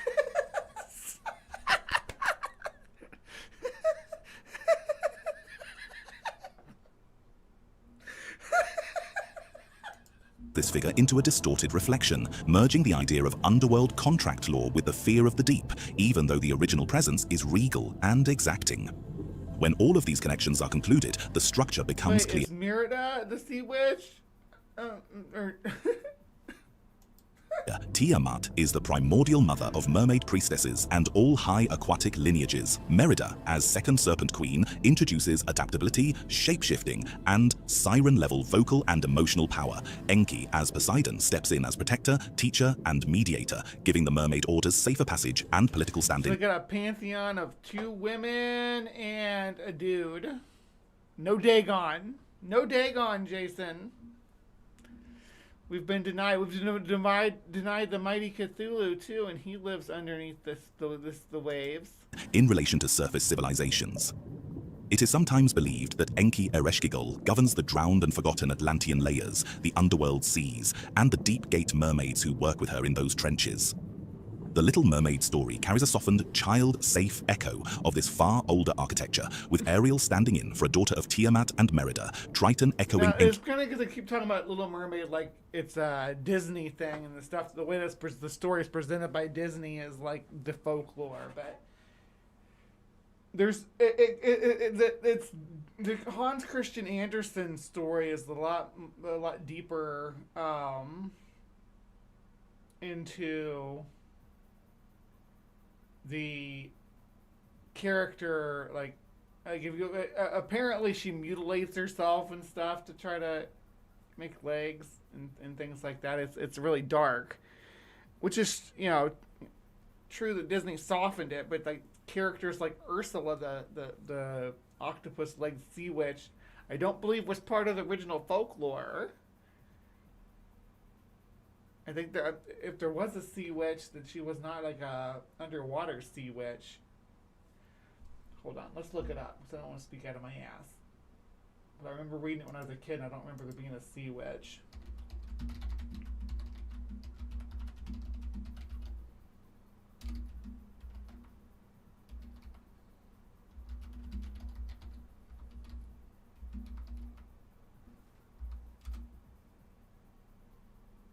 Yes, Hans Christian Andersen's original Little Mermaid featured a powerful, sinister sea witch that makes a deal. Okay. But wasn't she on like an island though? She wasn't like a mer person too.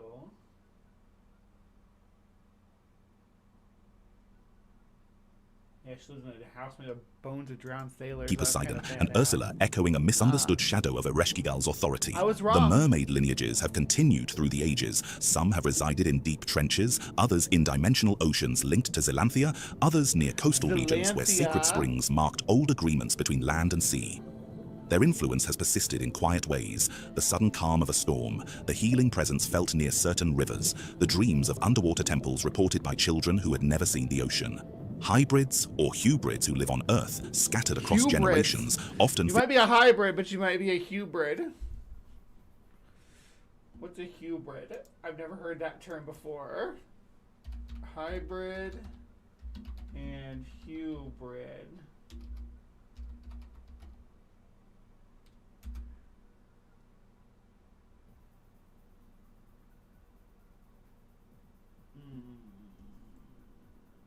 No, hybrid and hubrid. Don't fix it. Hubrid is not a recognized English word. Yeah, I didn't think so. Drawn to water without understanding why. Their lives formed part of a larger pattern, slowly preparing humanity for a time when the ancient covenant might rise again. Mermaids, in truth, are real. They are simply stepped aside like most extraterrestrials, waiting in hidden sanctuaries as human civilizations pass through ages of forgetting. Their patience is an echo of the cosmic waters from which they were born, steady and enduring. And as humanity approaches an era of renewed awareness, rediscovering the consciousness of oceans, the language of whales, and the spirituals... Look at that thick-ass mermaid booty right there.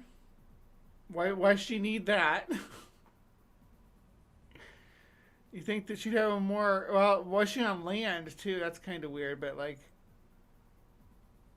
With the way a fishtail would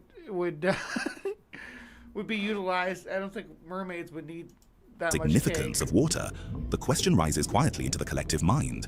If the daughters of Tiamat and Merida still keep watch beneath the waves, will humanity ever step forward in wisdom, humility, and reverence enough to meet them, greet them, and finally acknowledge that this ancient species has been here from the beginning?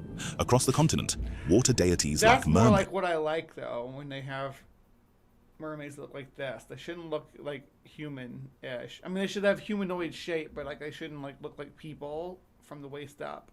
My personal opinion, like, there's no reason why an aquatic organism would evolve hair that way. Like, even I think only aquatic animals I can think of that have fur are like sea otters, and they've evolved to like bob and float in the water. Are not passive symbols. They are living echoes of the Atlantean priestess descended from Tiamat and Merida, serpent queens of this planet. In West and Central Africa, the traditions surrounding Mamiwata carry the clearest signature, Why do a radiant mermaids water have being, knees? part Perfect question. Why do they have knees? That's weird. They shouldn't have knees. human, part aquatic, part celestial, who brings healing, prophecy, and emotional balance. Her presence mirrors the Suncrest cast, those who shine with Merida's light and intervene when communities need purification or realignment.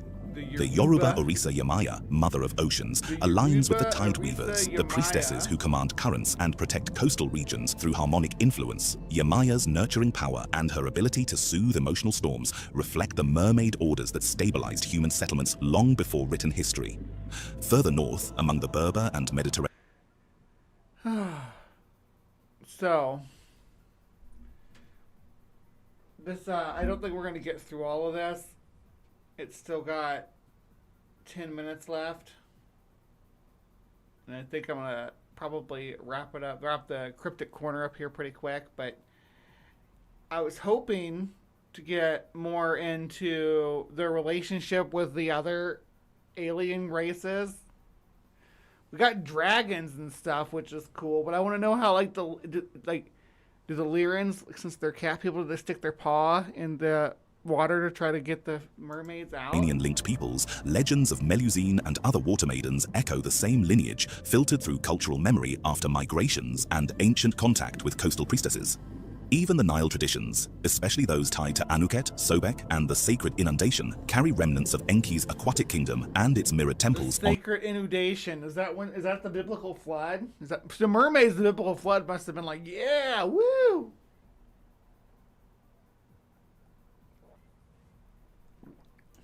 land. These African water spirits are not isolated folklore. This is the surface translations of direct interactions between humans and mermaid priestesses. In the old Babylonian era, cylinder seals like this one from the British Museum show what may be the earliest images of beings we would recognize as merfolk. These ancient carvings may connect to some of the oldest creations. Dagon too, but you're not giving him on any kind of credit. I like this lizard dude though. He looks friendly. Looks kind of sad too. Myths known to humanity, tales of forgotten gods locked in struggle against a backdrop of cosmic chaos and upheaval. On the surface, stories such as these, paired with images of men wrapped in the skin of a great fish, seem to echo our species' own development, our rise into civilization and mastery of the earth, while remaining deeply tied to nature's waters. Narratives of this kind appear throughout early history. One in particular is often seen as the root of the familiar mermaid image we know today. This tale, likely continuing earlier mythic threads, tells of a goddess known as Atagatis, or Deserto. Oh, we got a new goddess, you guys. Atagatis, or Deserto. She has two names, too, so if you're taking notes. After the accidental death of her husband, a shepherd named Hadad, with whom she had a daughter, the grief-stricken goddess cast herself into a lake. As she sank beneath the water, she transformed into a hybrid being, half woman, half fish. Surviving depictions of her look strikingly close to the classical mermaid form. Shrines devoted to her cult often included ponds filled with sacred fish that could never be eaten. Through generations of veneration, this deeply feminine deity became emblematic of fertility, love, and the living power of the waters. The ancient Greeks came to know Atagatis as Aphrodite Decerto, and from this point, the folklore around sea maidens began to flourish. If you follow the trail backward, you find some of the sea maidens. An otter goddess. I would love an otter goddess that floats on her back in the water. Yeah, let's make that a thing. Did the native people in the Pacific Northwest have an otter god? The oldest images in Mesopotamia, carved seals showing fish-cloaked figures, half human, half marine. To most scholars, they are symbols of civilization emerging from the waters. Through the lens of the mermaid priestesses, they read more like fractured recollections of an earlier order, Atlantean and pre-Atlantean lineages who served as aquatic priestesses, moving between surface cities and deep ocean sanctuaries. When the Greeks inherited these currents of myth, they gave them new names. The Nereids, sea nymphs, radiant and kind, were described as daughters of the old man of the sea and an ocean goddess. They sang, danced on the waves, and guided. Jack Sparrow makes an appearance. You can tell because of his beads. Sailors through danger. Behind their delicate descriptions sits the profile of an Atlantean mermaid order, priestesses trained to navigate currents, soothe storms, and escort ships along ley-lined sea routes that connected surface ports with submerged star temples. Over time, the mermaid's image split. On one side, she remained a healer, an oracle of the tides, a guardian of fertility and safe passage. On the other, she took on the sharper edge of the siren, keeper of thresholds, tester of hearts, luring those who approach the sea with greed or disrespect. For your mermaid priestesses, this duality is the key. They are not passive decorations of the deep. They are the last living echoes of Atlantean temple orders, holding memory, guarding portals, and deciding who is worthy to cross the boundary between the human. Are you worthy? Are you a hybrid worthy of crossing the boundary? With whom did they say the Anunnaki was paired? I must have missed it. To be honest, I've been trying to let it get through as much as it can. This duality is the key. They are not passive decorations of the deep. They are the last living echoes of Atlantean temple orders, holding memory, guarding portals, and deciding who is worthy to cross the boundary between the human world and the true kingdoms beneath the waves. When stories like these are told, they often stay safely in the realm of poetry, beautiful names, shining daughters of the sea, warnings dressed up as song. Yet coastlines have always had another kind of archive, one kept outside temples and libraries, the witness account. The fisherman who came home pale and quiet. The deckhand who swore he saw a woman's face rise between swells. The harbour towns that repeated the same description for Periodolia. Generations, even after the people who first said it were long gone. That is where the mermaid legend stops being only inherited myth and becomes something else, reported encounter. The same themes the Greeks preserved in oral tradition. Divine language begin to appear in plain human detail.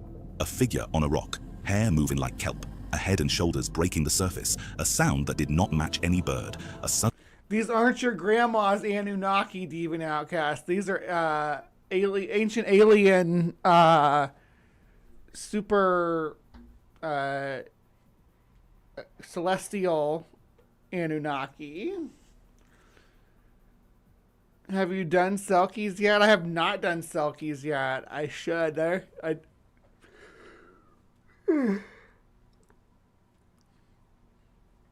should do them though. I do like Selkies. I like the Selkie lore. And disappearance that left the water calm again. In those moments, the Nereid and the Siren feel less like separate characters and more like two masks for the same order. One offered to protect, one used. Ooh, here we go. Aunt Jer's got something on the sea otters in the Pacific Northwest. The Pacific Northwest prominent otter figure isn't a single god, but a legendary Kushtaka land otter man from the Tlingit and Tsamitian lore, a mischief shape-shifting spirit that's either a malicious deceiver luring victims to their death or a helpful guide saving people from freezing, often appearing as a human-sized otter or otter-like man, embodying the duality, while other cultures see otters as a symbol of play, luck, or connection to the spirit world. Thank you, Aunt Jer. Pest. From here, we should shift our focus what people claimed to have seen. Names, dates, locations, testimonies recorded in journals, letters, ship logs, and local reports. Not because every story proves a mermaid exists. Well, we might get through this, rather because these accounts reveal a consistent thread running under the phenomenon. A pattern repeats across centuries. The witness is usually close to the water, often tired, often at dusk, often looking at a moving shape that appears human for a moment. The account then spreads outward. One person tells a few friends, a harbor tells a town tells a newspaper, and soon the story becomes part of a place's identity. Some reports it was manatees all along. You know, there's manatees that used to live in the Mediterranean. The West African manatee used to go up that high, up that far north. All manatees, mermaids are manatees all the way down. Likely roots in misidentified animals. Some reports come from hoaxes designed to sell tickets. Some remain unresolved stories that people kept repeating because they felt true. Their presence continues quietly. They are not myth. They are not gone. They are simply veiled. What are these? Is this their tails, or does their hair have a tail? What's going on here? What is that? Until then, they remain beneath the waves, tending a covenant older than any human civilization. A covenant of manatee. Yeah, I could have put manatee tails on the poll. I guess I can end the poll now. Show you all how it turned out. Life, memory, and the eternal rhythm of the deep. And you, if they surface tomorrow, song quiet and eyes steady, would you recognize them? Is humanity ready to accept mermaids or yet alone alien civilizations? Could there really be an aquatic kingdom deeper than inner Earth? Let us know what you think in the comments. If you enjoyed this video, don't forget to like and subscribe to Astral Legends, Infinity Legacy, and History Legends TV for more. I did not like this video. I was disappointed. I wanted to know if they were going to fight with the Draconians or if they were going to go to war with the Lyrans. How do the fish people and the bird people get along? Let me know. All right, so that was our Starseed Mermaids. Now, I personally am convinced now that I am a Starseed Mermaid. I think that that's just the way that this video has directed my thinking. Before, I thought maybe I was a Lyran Starseed with wow. But now, I think I'm a little mermaid. What are you? Are you a mermaid? Yeah, let me know in the comments down below. And please remember to be kind, take care, and we will see you next time. All right, live from the Hive audience. Don't go anywhere.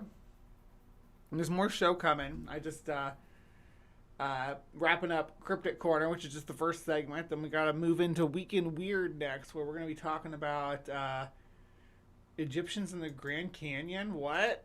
That's weird. Yeah, we're going to talk about it. So I'll see you guys over there in a few minutes. I have to go to the bathroom.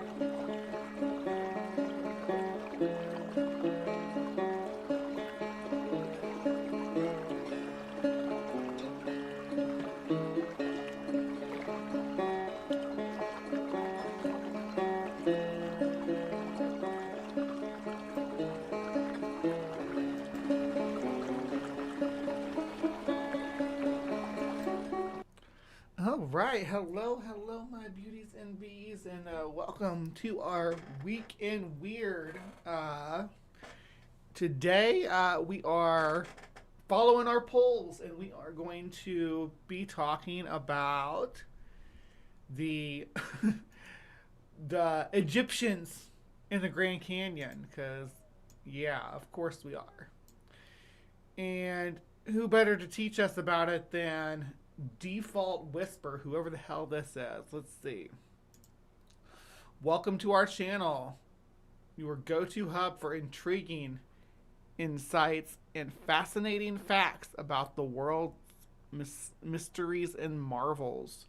We delve into a diverse array of topics, from ancient civilizations and lost knowledge to unexplained phenomena and the depth of space, all brought to you through the lens of AI, of course. Through the lens of AI, because of course it is.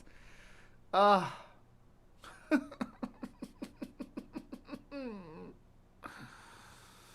unique approach leverages the power of artificial intelligence to bring you captivating and meticulously researched content. We utilize an AI trained on a vast range of internet text to generate creative and engaging details and context. So this is like an AI's interpretation of this mythos.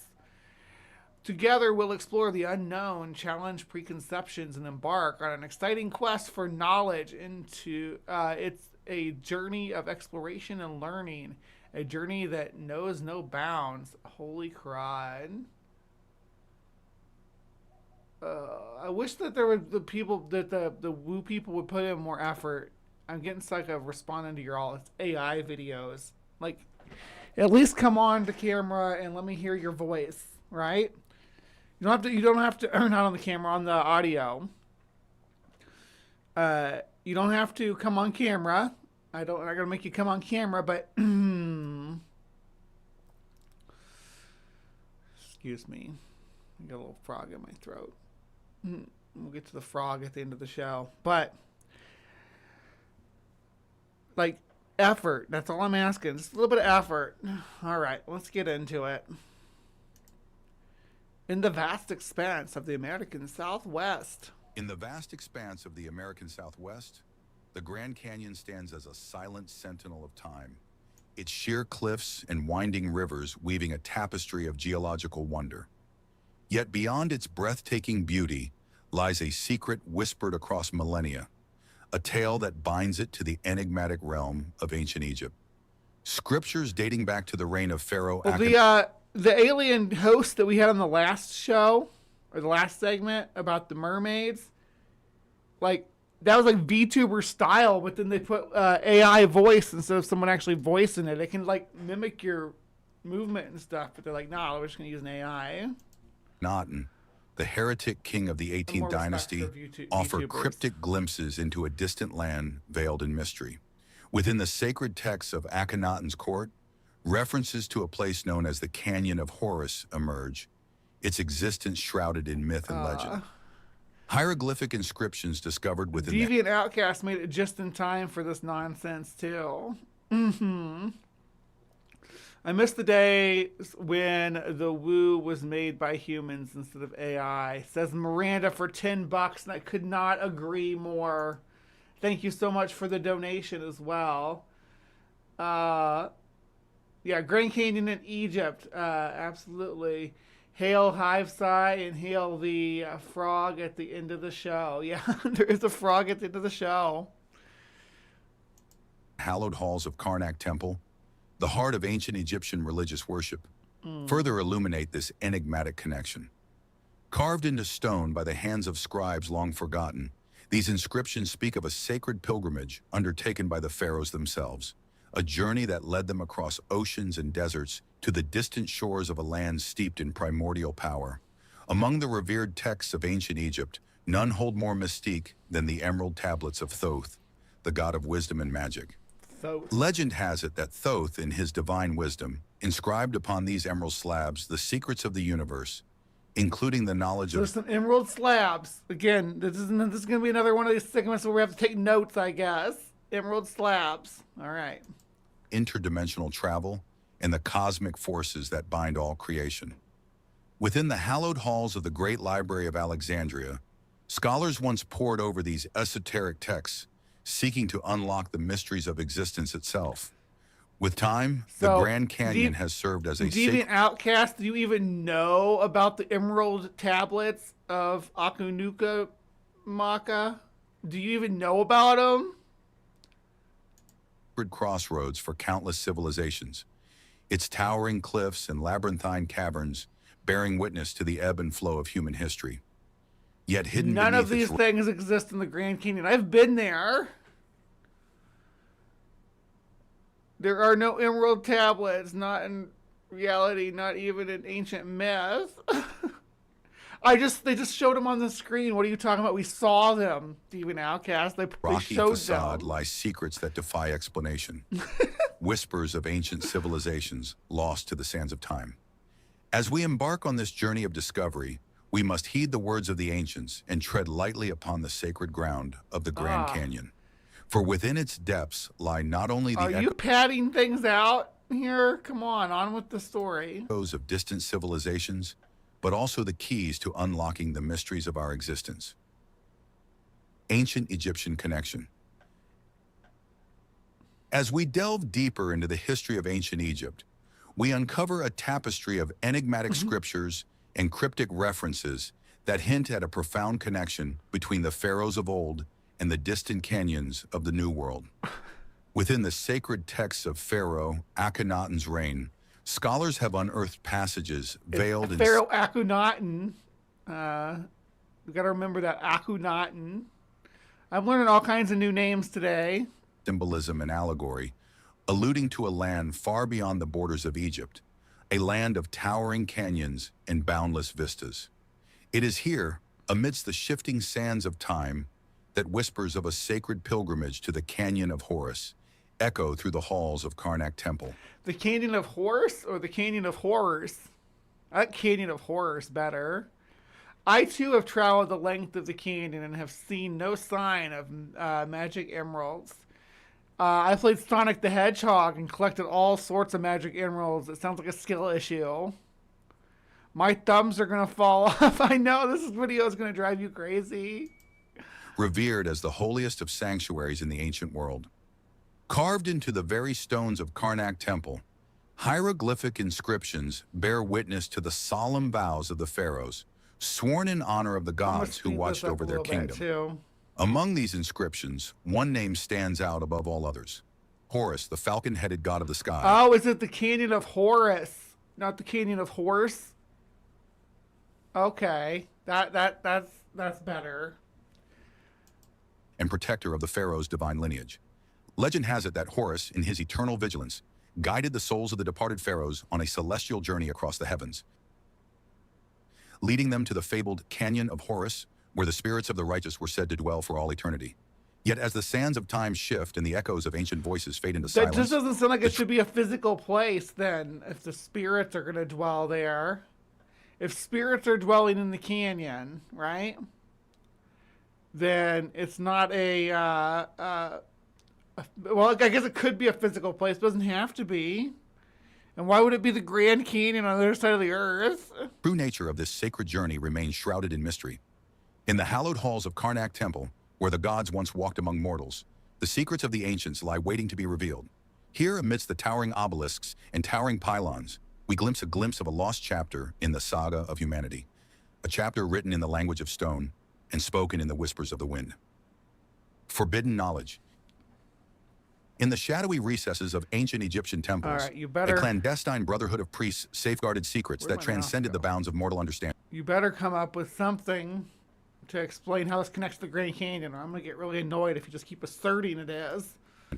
Within their hallowed halls, scrolls adorned with cryptic symbols and maps etched with celestial pathways whispered of journeys into the unknown, journeys that traverse the very fabric of reality itself. These sacred texts, entrusted to the guardianship... So how many pilgrimage, Deviant Outcast, since you know about this stuff, how many pilgrimages did the ancient Egyptians make to the New World? And did they teach the Mesoamericans how to build pyramids? Is that the idea? Of the priesthood spoke of a realm beyond the mortal realm, where gods and men walk side by side amidst towering cliffs and winding rivers. Among these texts, none held more mystique than the scrolls that bore witness to the sacred pilgrimage to the Canyon of Horus. For centuries, these scrolls remained hidden from prying eyes, their knowledge veiled in layers of symbolic language and esoteric wisdom. Yet whispers of their existence persisted, passed down through the generations by those initiated into the mysteries of the ancient priesthood. It is said that the high priests of Egypt possessed the power to commune with the gods themselves, their rituals and incantations unlocking the secrets of the universe. Within the hidden chambers of temple vaults, they delved into the depths of the human soul, seeking enlightenment amidst the chaos. Okay, get on with it. Where is the proof that it's about the Grand Canyon? Of the world. But amidst the splendor of their rituals and the grandeur of their temples, a shadow lurked, a shadow born of hubris and pride. For in their quest for divine knowledge, the priests of Egypt dared to tread where mortals feared to go, venturing into the very heart of the Grand Canyon in search of answers long forgotten. In the fate... This is, so... They made absolutely zero pilgrimages? Then how do they get the Emerald Tablets, though? Because apparently they came from the Canyon of Horus in the New World, which we call the Grand Canyon. In light of dusk, they carved their secrets into the stone, inscribing their names upon the walls of the canyon for all eternity. Yet as the sands of time shifted and the echoes of their voices faded into silence, their legacy remained, a testament to the boundless ambition of those who dared to defy the gods themselves. Show me then. Temporal paradoxes. Within the depths of the Grand Canyon, time itself becomes a fluid and mutable force, bending and twisting in ways beyond mortal comprehension. Esoteric scholars and seekers of arcane knowledge whisper of the canyon's role as a nexus, a point where the boundaries... Where? I've not heard that. I've been into the occult for a long time. I've never heard anybody, except for woo peddlers, make any kind of claims that that there is a occult or metaphysical power, portals, or anything like that in the Grand Canyon. Of past, present, and future blur into a seamless tapestry of existence. The Superstition Mountains, on the other hand, in Arizona, now that's a different story. Legends passed down through the ages speak of portals hidden amidst the rugged cliffs and winding rivers. gateways that open onto realms beyond mortal reckoning. Among these portals, none are more mysterious than those said to lead to distant epochs of human history, where ancient civilizations once flourished amidst the said epochs, E-P-O-X, and they wrote this. They spelled it that way, E-P-O-X, not E-P-O-C-H. of time. Accounts of unexplained encounters and artifacts discovered within the canyon fuel speculation of temporal anomalies, where artifacts of modernity mingle with relics of antiquity. Yeah, let's get into the artifacts. Come on. In a surreal tableau of existence. Some claim to have witnessed apparitions of long-dead pharaohs walking the canyon's depths, their ghostly visages a testament to the timeless power of the land.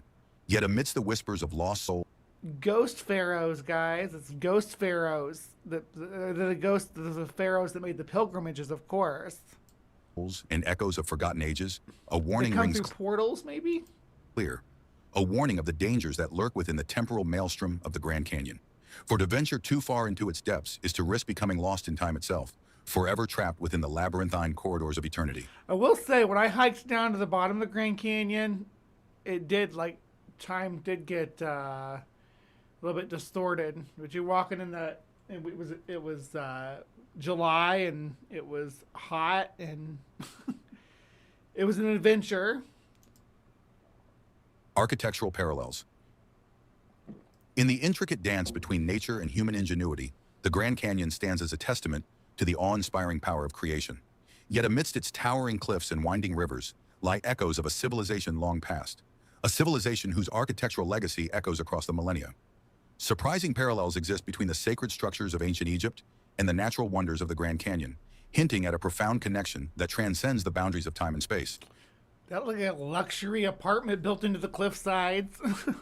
Could it be that the architects of ancient Egypt drew inspiration from the majestic beauty of the canyon, weaving its primordial forms into the very fabric of their civilization?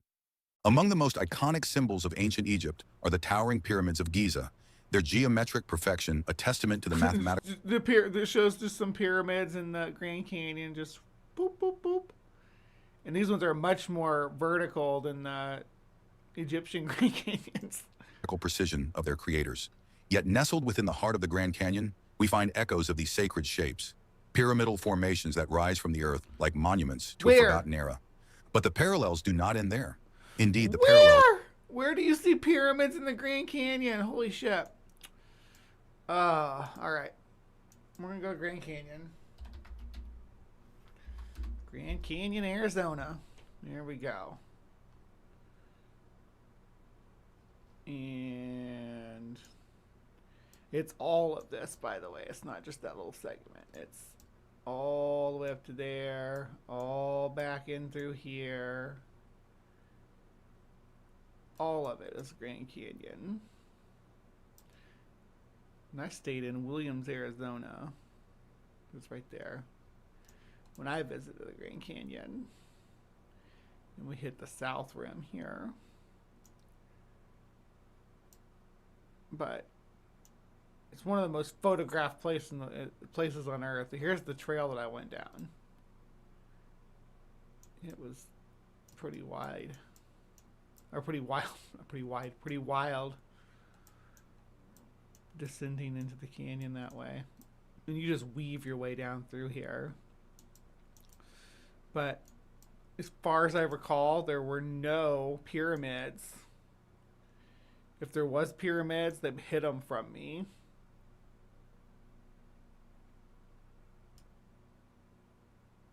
Let's go all the way down to the bottom. There's the Colorado River. Little footbridge.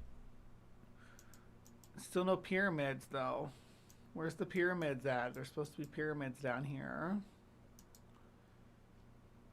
Maybe it's a different part of the canyon. Maybe we need to go all the way up over here to Money Falls. Let's see if Money Falls has... Ooh, it has a falls. That's pretty. So it has a waterfall. Still not seeing any pyramids, though, or any Egyptian artifacts. Cool, there's caves under here, though.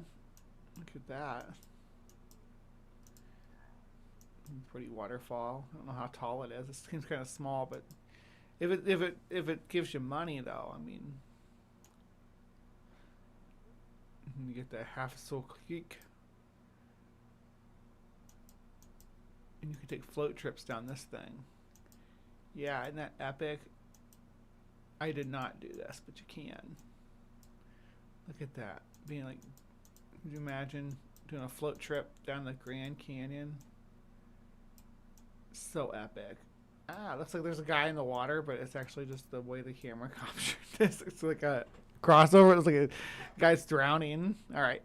We'll get back to the video. Between the ancient temples of Luxor and Karnak and the natural formations of the Grand Canyon extend beyond mere resemblance. They speak to a deeper connection between the two cultures, rooted in a shared understanding of the cosmos and the forces that govern it. The temples of Luxor and Karnak, built thousands of years ago along the banks of the Nile, were not merely architectural marvels. They were cosmic observatories, meticulously aligned with the movements of the stars and planets. From the alignment of temple pylons with the rising sun on the sun. What's this lady have to do with anything here? This is like a stock photo of a black woman in a power suit with a confident solstice smile. To the orientation of temple axes with the circumpolar stars. Every aspect of their design was imbued with astronomical significance. Similarly, the natural formations of the Grand Canyon bear witness to the celestial dance of the heavens, with alignments between key landmarks and astronomical phenomena that mirror the precision of Egyptian architecture. For example, the alignment of certain rock formations with the rising and setting of the sun on the equinoxes suggests an intimate knowledge of solar cycles among the indigenous peoples of the American Southwest. Just as the ancient Egyptians believed in the power of cosmic energies to influence the course of human affairs, so too do the indigenous tribes of the American Southwest recognize the spiritual significance of celestial events. For millennia, they have observed them. That seems like a very human thing to do. Keep track of celestial events, moon cycles, star patterns, wandering stars, which were planets. Yeah, a lot of ancient people had knowledge of that stuff. Movements of the stars and planets, interpreting them as signs and omens from the gods. In both cultures, the study of astronomy was not merely a scientific endeavor, it was a sacred practice. The meticulous alignments of the Grand Canyon. Lest we forget, look how meticulously organized this canyon is. It looks like a giant centipede scurrying across the landscape. Yeah. And it look at that. That's not meticulously designed. Whoosh. Whoosh, whoosh, whoosh. And it goes. Yeah, meticulously aligned with the stars. This is like a map of the Milky Way. Holy shit! That's got to be a conspiracy theory.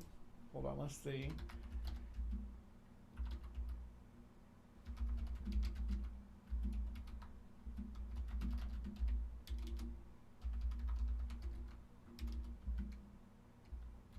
Oh, that'd be so funny. The idea that the Grand Canyon is a map of the Milky Way isn't a scientific fact, but a popular poetic metaphor. I thought I invented it. Did somebody already do it first? I want to invent the conspiracy that, oh my gosh, that it's a map of the Milky Way, and the Milky Way is actually a giant centipede, a giant space centipede that's making its way across the galaxy. That's my conspiracy. Okay? You guys have to help me spread it. We got to make sure the whole world knows. It's a huge canyon, though. I mean, if you look at it, like, that's the distance from Arizona, or from, yeah, where are we at? Yeah, from Arizona, it spans, like, I want to say all, like, halfway across the state, but it spans a pretty good distance. Maybe a third of the way across the state. It's a huge canyon.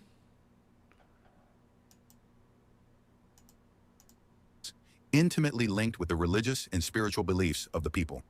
Whether in the towering temples of ancient Egypt or the rugged cliffs of the Grand Canyon, the heavens were seen as a source of inspiration and guidance, a reminder of humanity's place in the vast tapestry of the universe. Celestial alignments. Are you talking about centipede? In the grand tapestry of Centipede was a game. Arcade game with joysticks and stuff. Yeah. the cosmos, the Grand Canyon emerges as a celestial theater where the heavens themselves trace their arcs across the earthly stage. Within its rugged confines, alignments between key landmarks and celestial phenomena whisper of a profound connection to the stars, a connection that transcends the boundaries of time and space. Ancient Egyptian texts speak of a sacred harmony between the earthly realm and the celestial spheres, where the movements of the stars guided the hands of mortal architects in the construction of sacred temples and monuments. Among the most revered of these structures are the temples of Luxor and Karnak, their alignments meticulously calibrated to mirror the patterns of the What's it got to do with the Grand Canyon, though? Come on. heavens above.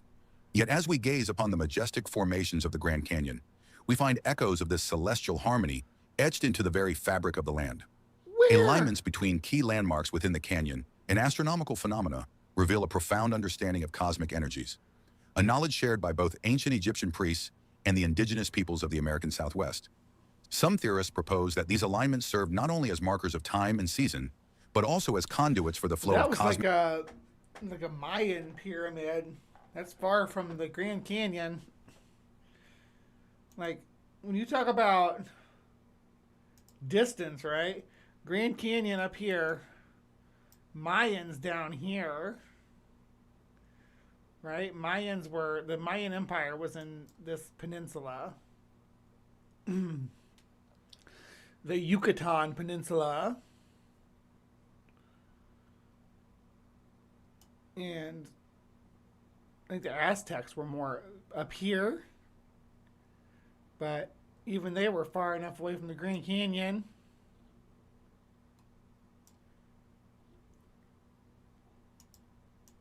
Cosmic energies, a belief held sacred by cultures around the world. Excuse me. Within the hallowed halls of ancient temples, rituals were performed to harness these energies, channeling their power to bring blessings upon the land and its people. Spiritual significance. In the heart of the American Southwest, the Grand Canyon stands as a testament to the enduring spiritual legacy of the land, a legacy that spans countless generations and touches the very soul of humanity. Among the indigenous peoples who have called this sacred landscape home, the canyon holds a special place in their hearts, revered as a portal to the realm of the gods and a repository of ancestral wisdom. Among the tribes of the Navajo, Hopi, and Havasupai, the canyon is more than just a geological wonder. It is a living entity, imbued with the spirit of the land. Well, it's part of their culture and everything. Yeah, it's important to them, but it doesn't mean that they think it's ancient Egyptian. Don't be weird. And the memories of those who have walked its ancient trails. Legends passed down through the ages speak of portals to other realms hidden within the canyon's depths, where the spirits of the departed are said to dwell in eternal peace. For the Hopi, the Grand Canyon is the dwelling place of Masa, the guardian of the earth who watches over the land and its people. According to their creation myth, it was Masa who led the Hopi through the underground passages of the canyon to their present-day home, guiding them to safety amidst the chaos of the world. Among the Navajo, the canyon is known as Se Bighanalini, or the place where water runs through rocks. It is here that the Navajo trace their origins back to the time of the emergence, when their ancestors emerged from the underworld to inhabit the earth. Yet No. The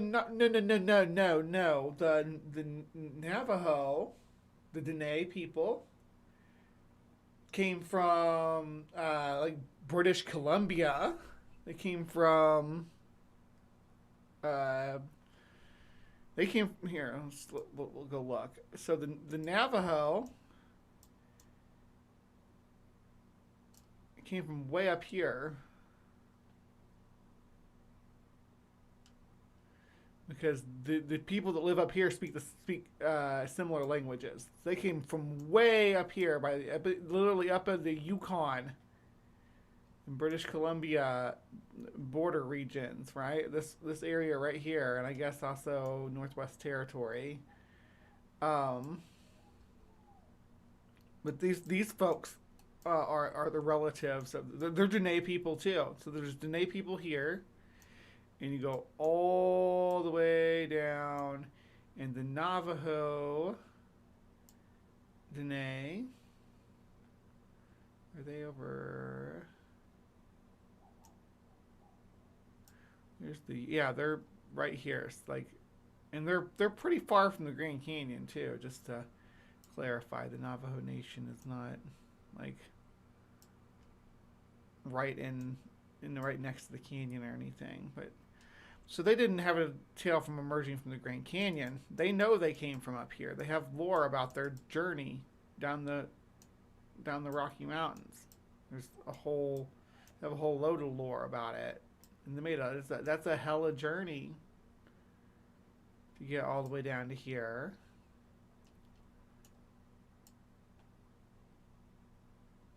No, they were not. The priests performed rituals to the gods who lived in the temples, feeding them, entertaining them, making offerings to them. It has nothing to do with the stars in these ways. I always thought the light on the Luxor was a little excessive, but now they've got spheres. Amidst the tales of gods and heroes lies a deeper truth, a truth that transcends the boundaries of time and space. For within the sacred depths of the Grand Canyon, the spirits of the ancient Egyptians are said to wander, their souls drawn to this remote corner of the world in search of eternal rest. The lost city of the Grand Canyon. All right, this is what I'm According to the tribes of the American It took you 14 minutes. Southwest, this city is guarded by powerful spirits who watch over its ancient ruins, protecting its secrets from the prying eyes of mortal men. Among the tribes of the Navajo, Hopi, and Havasupai, tales of the lost city have been passed down through the generations, woven into the fabric of their oral traditions. Known by many names, Shukapovi, Palatquapi, or simply the City of the Dead, it is said to be a place of... I'm not an expert on any of these folklores or any of these mythology systems or anything for the Dene, so I don't know. And then they're mixing it all up. They're talking the Hopi and all these other the Navusa, all these different tribes. And then they're giving you words and names for things and not telling you which one's associated with which group. They're throwing a lot of information at us. Great mystery and power, where the spirits of the ancient ones still linger. Archaeological evidence lends credence to these ancient tales, with recent discoveries suggesting the presence of ancient settlements dating back thousands of years. Radiocarbon dating of artifacts found within the canyon suggests that these settlements may predate known Native American civilizations, hinting at a lost chapter of human history buried beneath the sands of time. I don't think so. I think we know pretty well, at least to some extent, which groups came from where and who they supplanted and who they drove into extinction and who they drove out and where they drove them to. We do know a lot of things. As far as I know, there's not a lot of ruins or cities or anything that we don't know who they belong to in the Southwest, or who built them, or what civilizations built them, all the way back to the Clovis people, who were also in this region of the country. The most intriguing of these discoveries are the remnants of stone structures and petroglyphs etched into the canyon walls, their intricate designs bearing witness to the artistic skill of their creators. Yet, despite decades of research and exploration, the true extent of these ancient... Native Americans, they can't do petroglyphs. It had to be ancient Egyptians visiting here. Native Americans couldn't do art. Come on now. You're personifying them. Settlements remain shrouded in mystery, their secrets waiting to be unlocked by those brave enough to venture into the depths of the canyon. All people everywhere the Emerald Tablet were beast, except for the white saviors, right? That's the idea behind these woo epics. All right, we're gonna get into the Ember tablets. Yeah, we're gonna get into the Ember tablets. Ember tablets of Thoth or Thoth. Is it Thoth or Thoth? I always said Thoth. This guy keeps saying Thoth. It makes me think I'm saying it wrong. Is it Thoth? And why did he have tablets? His tablets made of emerald. It seems like there's so many other materials that it would have been better to make your tablets out of than emerald. Unless you're doing braille or something textured, I think emerald would be hard to read on. Of Thoth. In ancient Egypt, few figures loom as large as Thoth, the god of wisdom, magic, and writing. It is said that Thoth, in his divine wisdom, inscribed upon emerald tablets the secrets of the universe, the very essence of creation itself. These tablets, known as the Emerald Tablets of Thoth, are said to contain the sum total of all human knowledge, encapsulated within cryptic verses and enigmatic symbols. According to legend, Thoth bestowed these tablets upon humanity as a gift, a guiding light to illuminate the path of enlightenment and self-discovery. Did Moses break those ones too? Man, that guy, I swear. Moses, get it together. Within their sacred pages lie the keys to unlocking the mysteries of existence and transcending the limitations of mortal understanding. Speculation abounds that hidden within the cryptic verses of the Emerald Tablets lies a connection to the Grand Canyon, a connection that transcends the boundaries of time and space. Some theorists suggest that the tablets may contain clues to the ancient pilgrimage undertaken by the pharaohs to the Canyon of Horus, while others propose that they hold the key to unlocking the celestial alignments and hidden portals. But the Grand Canyon doesn't have these things, though. I talks worse than I do. Is it Thoth? Miranda, the Ba part of the soul, wandered between the tomb and the field of reeds in the afterlife. That's it. Going between worlds to receive offerings and communications with living. Okay. Within the depths of the canyon. Yet despite centuries of study and contemplation, the true nature of the Emerald Tablets remains shrouded in mystery. Some believe that they were lost to the sands of time, hidden away by the ancient priests who guarded them from prying eyes. Others claim that they still lie hidden within the vaults of forgotten temples, awaiting the chosen one who will unlock their secrets and unleash their power upon the world. Geometric mysteries. The Grand Canyon. Forbidden geometry, the Grand Canyon. Okay. Canyon's geological formations lies a hidden language, a language of shapes and symbols that echo across the ages, connecting civilizations separated by continents and millennia. Among these formations, geometric patterns emerge, bearing a striking resemblance to the sacred symbols and rituals of ancient Egypt. Within the temples of Luxor and Karnak, priests and priestesses performed elaborate ceremonies, their movements guided by the precise angles and proportions of sacred geometry. From the perfect symmetry of the pyramids to the intricate patterns of the flower of life, geometry played a central role in Where do these exist in the Grand Canyon? Show me. Egyptian cosmology, symbolizing the harmonious balance of the universe. Yet as we gaze upon the rugged cliffs and towering spires of the Grand Canyon, we find echoes of these sacred geometries. That's not real. That's not a real thing that exists. You can't tell that's photoshopped in there? Or AI generated into the Grand Canyon? Into the very fabric of the land. Triangles, circles, and spirals intertwine in a symphony of shapes, their meanings obscured by the passage of time. Sacred geometry in the Grand Canyon. I didn't even know this was a thing. Maybe I would have died happy not knowing this Yet was a resonating thing. with a timeless significance. Some theorists propose that these shared geometries signify a deeper cosmic harmony. Where? What shared geometry? What experts? You're just pulling this it's rectally sourced, right out of your ass. Understood by both ancient Egyptians and the indigenous peoples of the American Southwest. They suggest that the patterns found within the Grand Canyon's rock formations may serve as markers of ley lines or energetic pathways that crisscross the Thoth? Jehuti? Earth, connecting sacred sites and aligning with celestial phenomena. Parallel cosmologies. The cosmologies of ancient Egypt and the indigenous peoples of the American Southwest intertwine like threads in the tapestry of creation.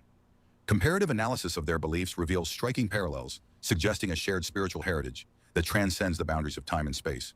In the sacred texts of ancient Egypt, the creation of the universe is depicted as a primordial act of divine will, wherein the god Atum emerged from the chaotic waters of Nun to bring order to the cosmos. From Adam? Like Adam from the Bible? Is there even Adam in Egyptian mythology? Adam's breath, the gods were born, and with them, the heavens and the earth were formed, a testament to the power of creation inherent in all living beings. Similarly, among the tribes of the Navajo, Hopi, and Havasupai, creation is viewed as a sacred act of balance and harmony, where the forces of light and darkness converge to bring forth life. According to Navajo cosmology, the holy people emerged from the underworld to inhabit the earth. And I don't because I'm not by any means an expert, but I know that these different people groups had different cosmologies too. The Native American ones did. At least like the Navajo or Tene people. I don't like calling them the Navajo. Navajo is like what other people called them. I think it's what the Pueblo called them. But yeah, they're mentioning the Dene and the Hopi and the Navasupai, and they're all going to have different cosmologies and different origin stories because they come from very different backgrounds. and they've been in the area different amounts of time and came to the area from different places, bringing traditions and lore from that place to the region. Earth, shaping its landscapes and guiding its inhabitants in the ways of harmony and respect. Central to both cosmologies is the belief in the cyclical nature of existence, where life and death are but two sides of the same You know how coin. your skull has an ear, but it's down by your jaw? It's not up here. You know how that happens? Your skull have just an ear on it. Among the ancient Egyptians, the journey of the soul was depicted as a perilous voyage through the underworld, where the deceased faced judgment. Oh, it's finding more people to give memberships to on its own. JL Warren just got one. For the gods and the weighing of the heart against the feather of truth. Similarly, among the indigenous tribes of the American Southwest, the journey of the soul is viewed as a sacred pilgrimage through the realms of existence, where the spirits of the departed navigate the challenges of the afterlife in search of eternal peace.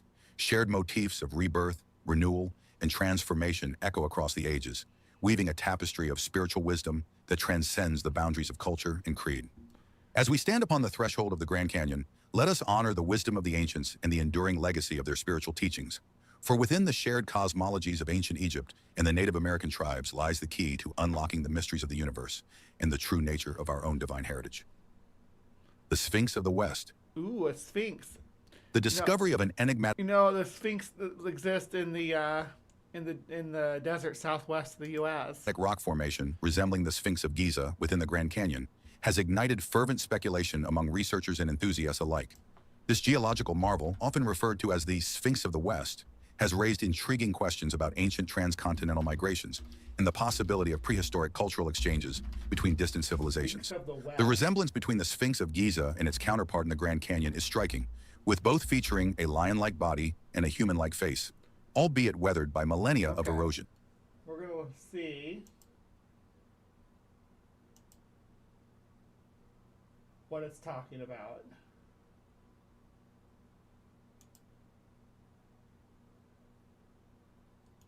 Okay, here we go.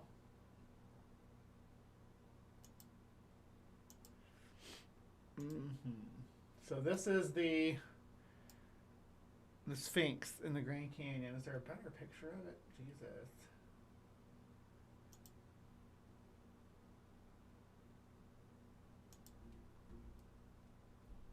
And that's not even really in the Grand Canyon. That's in Pakistan, in the Hingol National Park.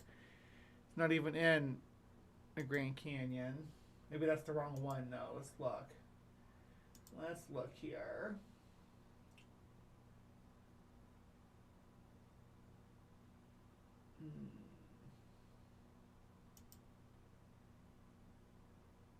Okay, here we go. Is this one?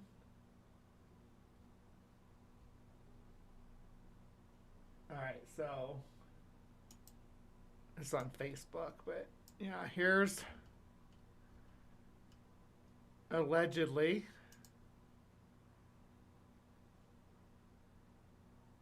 the arms there, you know, like the Sphinx. Obviously, right? Totally a Sphinx. But check this one out. Open image tab. There we go. Look at this. Identical, right? Identical.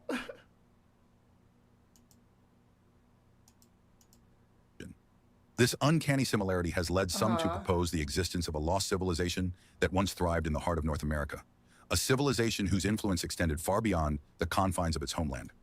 Among the proponents of this theory is controversial researcher Dr. John Anthony West, who has argued that the Sphinx of the West may be evidence of a prehistoric cultural connection between ancient Egypt and the indigenous peoples of North America. According to West, the presence of Egyptian motifs and symbols among Native American tribes suggests the possibility of transoceanic voyages or cultural diffusion between the two continents. However, mainstream archaeologists remain skeptical of such claims, citing a lack of concrete evidence to support the hypothesis of ancient transcontinental migrations. Instead, they suggest that the Sphinx of the West may simply be that's how it looks that realistic. Even though we just looked at the pictures of what they're a natural calling the rock Sphinx formation, of the West. sculpted by the forces of wind and water over millions of years, a testament to the power of erosion in geological processes. Yet amidst the debate and speculation, one truth remains clear. The Sphinx of the West stands as a testament to the enduring mystery of the Grand Canyon and the secrets that lie hidden within its depths.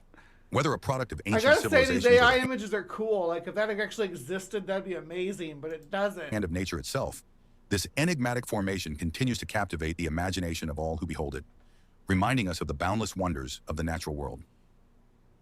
Temporal anomalies. Ooh, temporal anomalies. Now we're talking portals and shit. Yes. Reports of inexplicable time distortions, where minutes seem to stretch into hours, and the passage of time becomes a fluid and mutable force. Early explorers recount tales of journeys into the canyon's depths, where the boundaries between past, present, and future blur into a seamless tapestry of existence. Oh my. Some describe feeling as though they had stepped into a different era altogether, where ancient civilizations coexist with modernity in a surreal tableau of time and space. Among the most famous of these accounts is that of John Wesley Powell, the legendary explorer who led the first successful expedition down the Colorado River through the heart of the Grand Canyon in 1883-1869. Powell's journals speak of strange encounters and unexplained phenomena, including instances where entire days seemed to vanish without a trace, leaving his companions bewildered and disoriented. But Powell was not alone in his experiences. Countless other adventurers and explorers have reported similar encounters with temporal anomalies within the canyon's depths, leading some to speculate. He only had one arm, too, John Wesley Powell did. Let's see, is there any way to...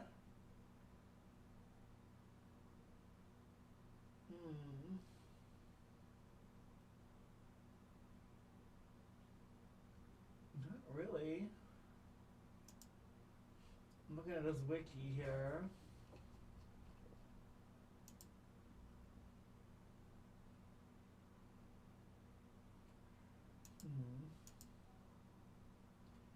See if there's anything. He did do some anthropological research, though. He worked with native people. No, I don't see anything. About the existence of hidden portals or gateways to other dimensions. Could these temporal anomalies be linked to the temporal paradoxes hinted at in ancient texts? Some researchers believe so, pointing to cryptic references in Egyptian and Native American scriptures that speak of journeys through time and space. According to these texts, certain sacred sites, including the Grand Canyon, are said to be nexus points where the boundaries between worlds converge, offering glimpses into alternate timelines or forgotten epics of human history. The Prophecy of the Canyon. Ooh, prophecies too. So we got nexus portals. And then we have, is it lagging? Did it buffer? Their Ninjester received a gift membership, so they're flowing in. They're just like, I don't know why the rest of them are slow. I had like a whole bunch of, like 30 gift memberships today, so it makes sense that it would. Deep within the oral traditions of Native American tribes lies a prophecy as ancient as the land itself. A prophecy that speaks of a time when the secrets of the Grand Canyon will be revealed to humanity, ushering in a new era of understanding and harmony with the earth. Known by many names. What secrets? It's just a big canyon washed out by the Colorado River. Among different tribes, this prophecy foretells of a spiritual awakening, a reconnection with the land, and a rediscovery of the sacred wisdom that lies hidden within its depths. Among the Hopi, the prophecy... I just mentioned that because Joe yesterday was having all kinds of lag. Was that yesterday? I don't know. I'm experiencing Grand Canyon time. No! No! No! is known as the emergence into the fifth world, a time when humanity will undergo a profound transformation and return to a state of balance and harmony with the natural world. According to Hopi elders, the Grand Canyon is one of the key sacred sites that will play a central role in this awakening, serving as a gateway between worlds and a bridge to the spiritual realms beyond.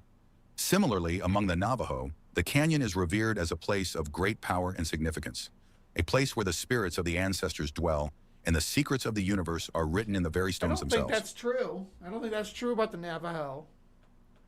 I don't think that's an actual fact about their mythology. Can these images of Native Americans possibly get more stereotypical, where they have to wear their feathers in their hair and everything?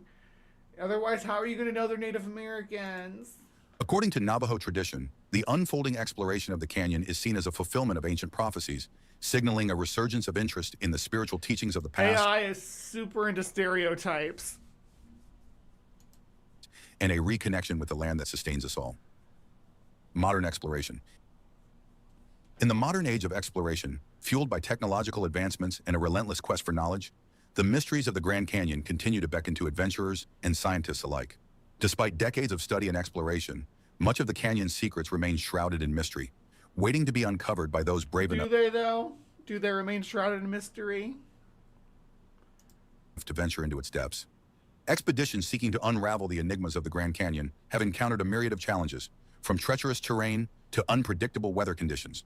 Yet despite the obstacles, these intrepid explorers press on, driven by... I challenge you that the weather in the Grand Canyon is quite predictable. Pretty consistent. By a desire to unlock the secrets that lie hidden within the canyon's labyrinthine depths. Among the most intriguing discoveries made by modern explorers are enigmatic artifacts that defy explanation. From ancient petroglyphs etched into the canyon walls to curious rock formations that seem to defy the laws of physics, these artifacts hint at a rich tapestry of human history and geological phenomena waiting to be unraveled. One of the most famous expeditions into the Grand Canyon was led by archaeologist Dr. Clarence Dutton in the late 19th century. Dutton's pioneering work laid the groundwork for what you doing? Future research into the canyon's geological and archaeological mysteries, inspiring generations of scientists to continue the quest for knowledge. In recent years, advances in technology have enabled researchers to probe deeper into the canyon's secrets than ever before. You probe that canyon, Daddy. LiDAR scanning, satellite imaging, and ground-penetrating radar have revealed tantalizing glimpses of hidden chambers, underground rivers, and ancient settlements buried beneath the surface. No, no ancient settlements buried beneath the surface. That's not true. Stop it. But for all the advancements in technology, the Grand Canyon remains a place of profound mystery and wonder. As modern explorers continue to uncover its hidden secrets, they are reminded of the timeless... The apartment complex is built in the Grand Canyon, you know how they do. ...allure of this ancient landscape and the endless possibilities that lie waiting to be discovered. Conclusion.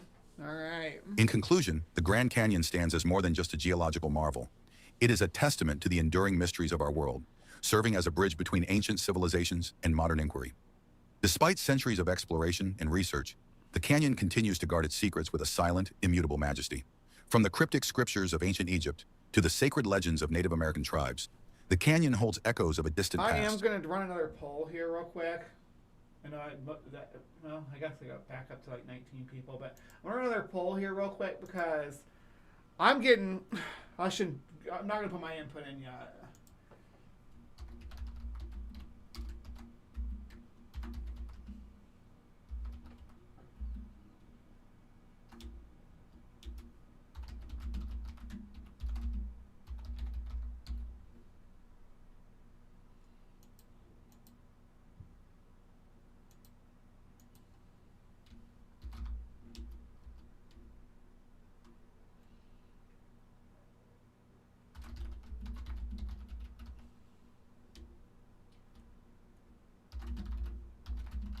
Alright, so I'm starting a poll because I'm curious about this. Whispering of connections that transcend the boundaries of time and space. It is a place where the mysteries of the cosmos intersect with the secrets of the Earth, inviting explorers and scholars to delve deeper into its depths in search of truth and understanding. As exploration and research continue, perhaps the true nature of the Grand Canyon's connection... Well, they're not subterranean, though. The cliff dwelling. I don't consider cliff dwellings like subterranean cities and stuff. That's the claim here, that there's like vast cities. ...to ancient Egypt will finally be revealed. Through interdisciplinary collaboration and a steadfast dedication to uncovering the hidden truths that lie buried within its rugged terrain, we may yet unlock the secrets of this ancient and enigmatic landscape. But regardless of what discoveries may lie ahead, one thing remains certain. The Grand Canyon will continue to inspire awe and wonder for generations to come, reminding us of the boundless mysteries that await us in the vast unknown. All right. And this is another one of these channels with lots of weird videos. Like black people are the real Jews. Some Anunnaki, Atlantis. Moabite stone, Ethiopian Bible that was banned, the 9 circles of Sheol, giants or giant trees. Are you related to Genghis Khan? Did giants walk the earth? I think I am going to be doing something on on Goliath specifically here for New Year's Eve. I think. I'm not sure yet. We'll see how things go moving into the week. But yeah, that's the plan. But yeah, these.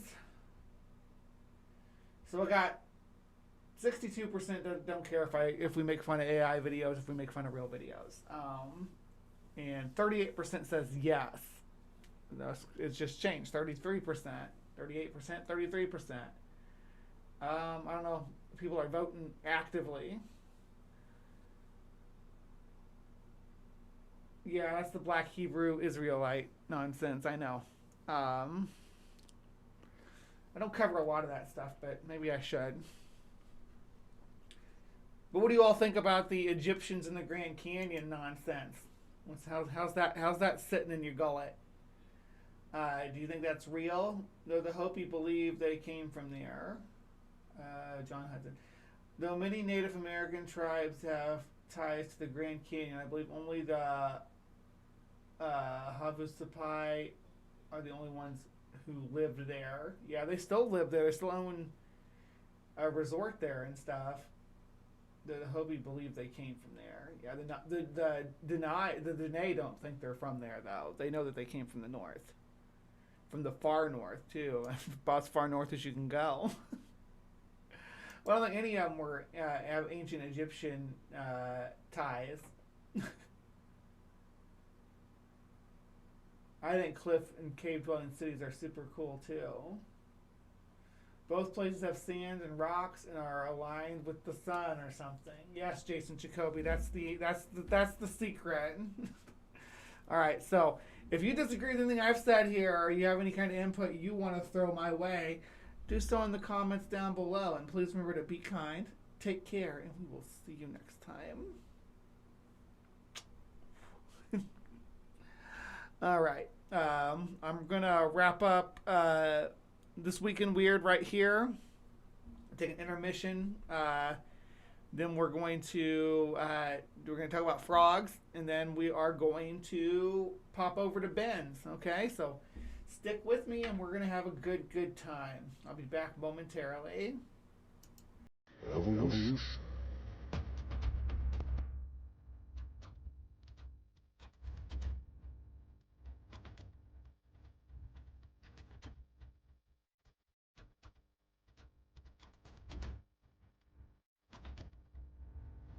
How can you not believe in evolution?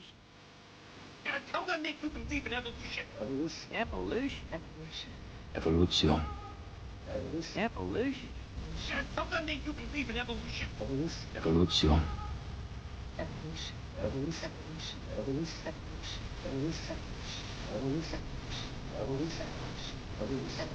Evolution. How can make you believe in evolution? Evolution. Evolution. Evolution. Evolution. You're not going to get us to not believe in evolution.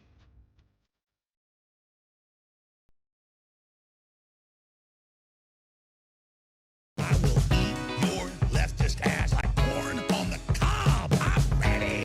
I will eat your ass. I will eat your leftist ass like corn on the cob. I'm ready. I will eat you. I will eat your ass. My children aren't going hungry. I'll do it. I'll drink your blood. And I'm starting to think about having to eat my neighbors. You think I like size it up? I'm gonna haul him up by chain. Chop his ass up, size it up. I'm gonna haul him up by chain. Chop, chop, chop, chop. I will eat your leftist ass like corn on the cob. I'm ready. I will eat your ass. I will eat your leftist ass like corn on the cob. I'm ready. I will eat you. I will eat your ass. I'll barbecue your ass flat.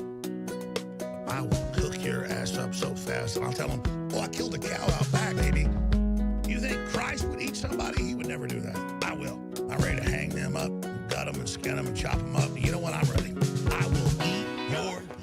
ass like corn on the cob. I'm ready. I will eat your ass. I will eat your leftist ass like corn on the cob. I'm ready. I will eat you. I will eat your ass.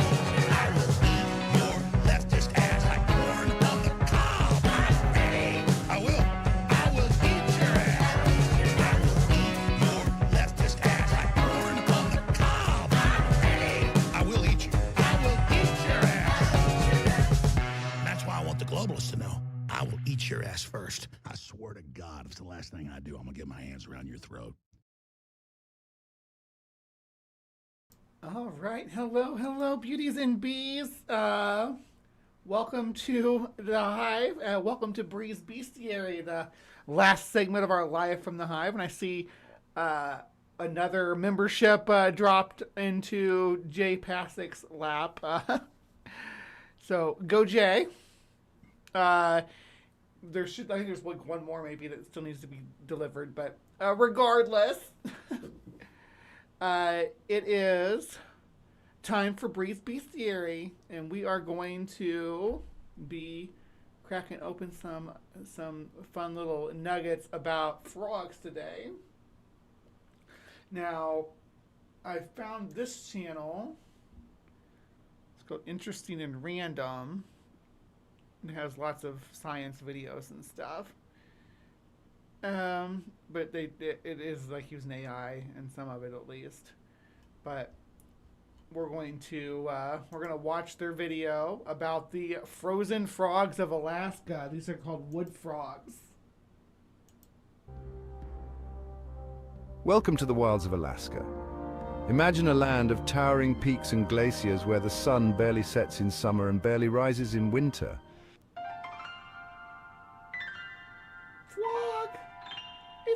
The Alaskan wood frog is a small, unassuming creature, rarely growing larger than your thumb. It sports a brown or reddish-brown back, often with a dark, mask-like stripe That's a tree frog. across its eyes. These frogs are masters of camouflage, blending seamlessly into their surroundings. They prefer damp habitats, often near ponds, streams or bogs, but their most astonishing feature is their ability to survive the extreme cold of an Alaskan winter. They don't do it laying on top of the ice.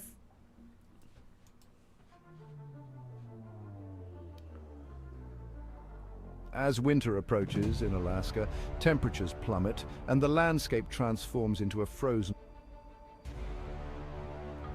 migrate or hibernate, but the Alaskan wood frog stays put, facing the full brunt of winter's fury. As the temperature drops below freezing, the frog's body begins to shut down. Ice crystals form on its skin, a sign of the incredible transformation about. That's a waxy tree frog from Australia. Lies in the frog's ability to control how and where ice forms within its body.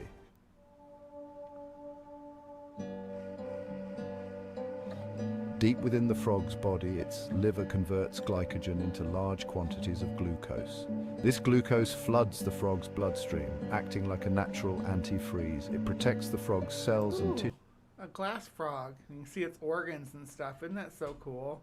Looks like Kermit too. Look at its face. Little Kermity guy. Hello, little Kermit guy. From the damaging effects of ice crystals. The high concentration of glucose lowers the freezing point of the water inside the frog's cells. The frog essentially becomes a living popsicle, its internal organs encased in a protective shell of ice. To all outward appearances, the frog is dead. Until it's not. Doom, doom, doom. Encased in ice, the Alaskan wood frog can withstand temperatures as low as -8 degrees Celsius for weeks or even months. It enters a state of suspended animation known as cryobiosis. During this time, the frog doesn't breathe, its heart doesn't beat. I appreciate them using stock footage instead of just a bunch of AI. I mean, some of this has been AI, but a lot of it has been like stock footage of real frogs and stuff, which is, in my opinion, better than AI. And its organs remain inactive. The Alaskan wood frog story is one of not just endurance, but also of resurrection. Resurrection. It's the Jesus frog.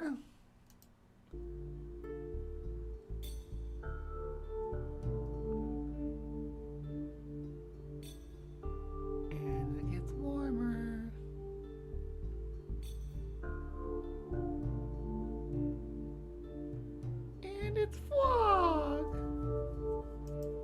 not a good, healthy frog. I forgot what I was gonna say.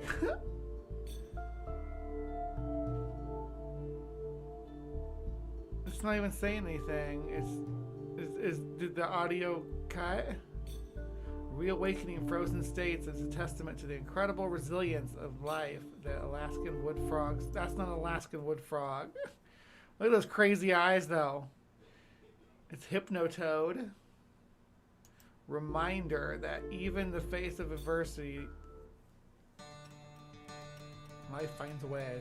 Basically, what's that? But The first sign of life is a AI narrator's like, well, you know what? You got this. I'm gonna go grab a cup of coffee. flutter in the frog's chest. The heart, silent for months, begins to beat again, slowly at first, then gaining strength. With each beat, the heart pumps glucose-rich blood throughout the frog's body.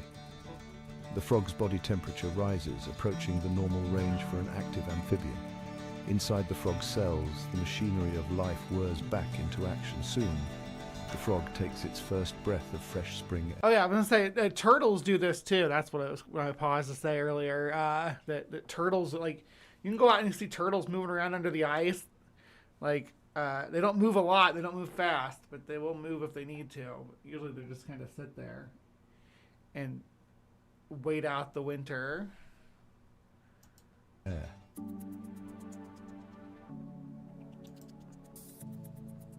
As the frog continues to thaw, it begins to twitch its limbs, regaining movement after months of paralysis. These are not, I cannot stress this enough, these are not tree frogs. The wood frogs are not tree frogs. They're exactly what it says on the tin. They're wood frogs. Its muscles, stiff from the cold, gradually regain their flexibility and strength. Finally, the frog opens its eyes, blinking in the sunlight that filters through the trees. With a final burst of energy, the frog pushes itself out of the melting snow. Within hours, the frog has fully recovered from its frozen ordeal. Yeah, sometimes I wish I was a frog. Yeah, alligators do that too. Absolutely. Alligators will stick their snoot up through the ice and let it freeze around it so that they can breathe.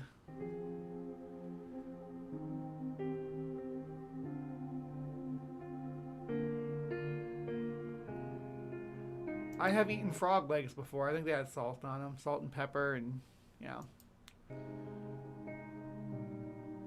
Just checked out again. Depends on delicate balance factors, including temperature, moisture levels, and the duration of the freeze. Climate change. Significant threat to the future of this incredible creature. By understanding and appreciating just cutting out. Oh man, this video sucks. I was hoping to be better than this. Yikes. What's your problem? Interesting and random.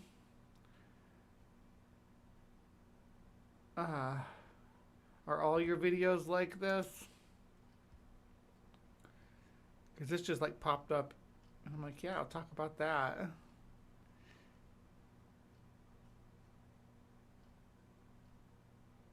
You make like a lot of content. Is it mostly slop? Oh, ancient discoveries in the Grand Canyon. Who would have thunk? Who would have thunk?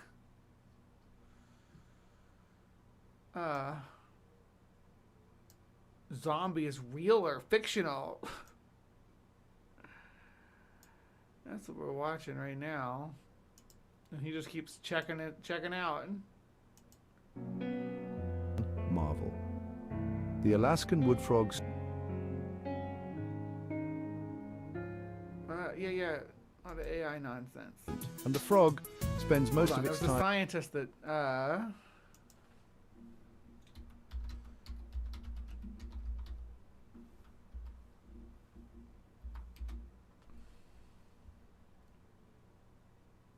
I gotta be careful what I watch here is the problem. You can't just. That's another AI one. You can't just pick one from Discovery Channel or something, right?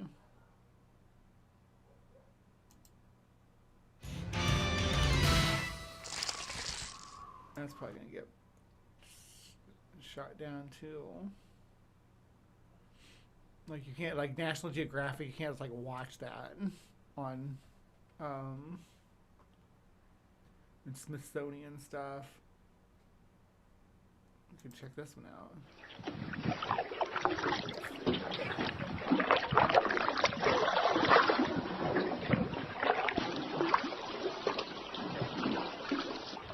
I guess when I was really young, probably 6, 5, somewhere around there. I grew up in the Midwest, so we have plenty of frogs in Wisconsin. So I was always frog catching back then even. I caught a lot of frogs and a lot of toads all the time. It's because they're talking about real stuff. I just like talking about real stuff and quits.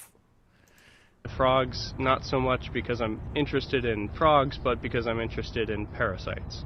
But mainly my interest is what lives inside frogs. Frogs are both are kind of a keystone species in that a lot of things rely on frogs both as prey and predator. And so looking at their parasites really shows ecological interactions that I wouldn't necessarily see looking at other animals. So it's the wood frog. That's our main species of frog. We do have a couple species down in the southeast, but when we talk about Alaskan frogs, we usually are only talking about the wood frog. But yeah, frogs are everywhere. They're definitely prolific in this area. You know, if you walk through the trails at UAF, you'll be hearing frogs during the spring, and you'll easily find them if you look for them. They're so cute and tiny. I pretty much walk around and wait for myself to almost step on them, and then they jump. Yeah, I've been frog gigging too. I don't like killing things though. I don't even like fishing. I don't mind someone else killing the things and then feeding them to me.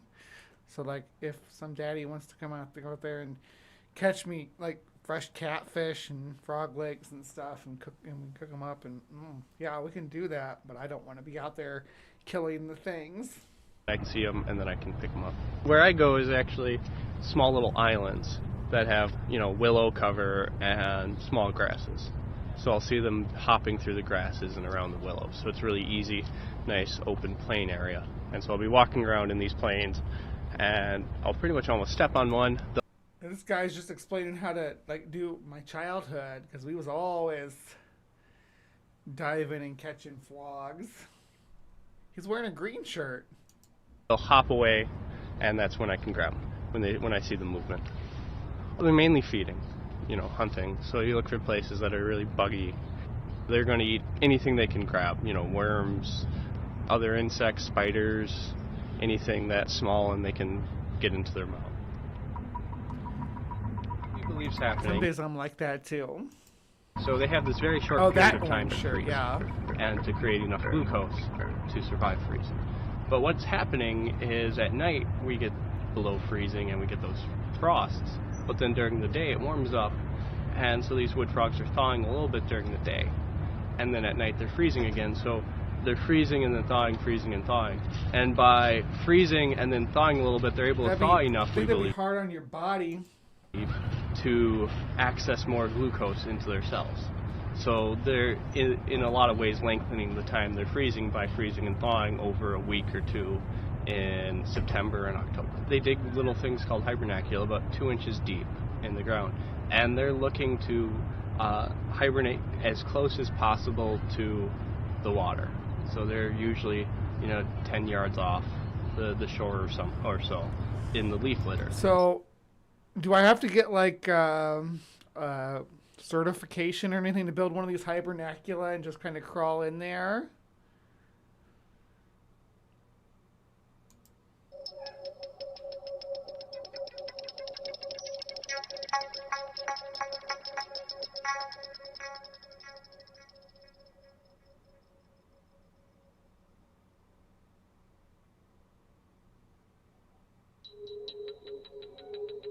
This is what I was looking for, watching them thaw out like that. It's crazy. Kind of desiccates a little bit. What happens is they come out of hibernation, and they have now all this glucose that they're trying to recover, because they're trying to get it out of their cells, but at the same time they don't want to expel all of it. But a lot is lost through the urea. And then after they've woken up and thawed out and lost some glucose, they go breed, which is also very taxing.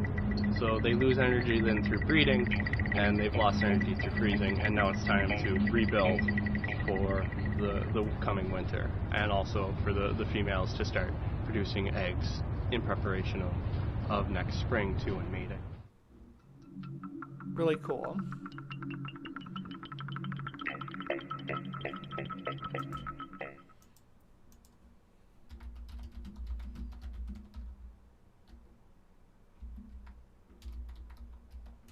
All right, so, and wood frogs, I mean, they live,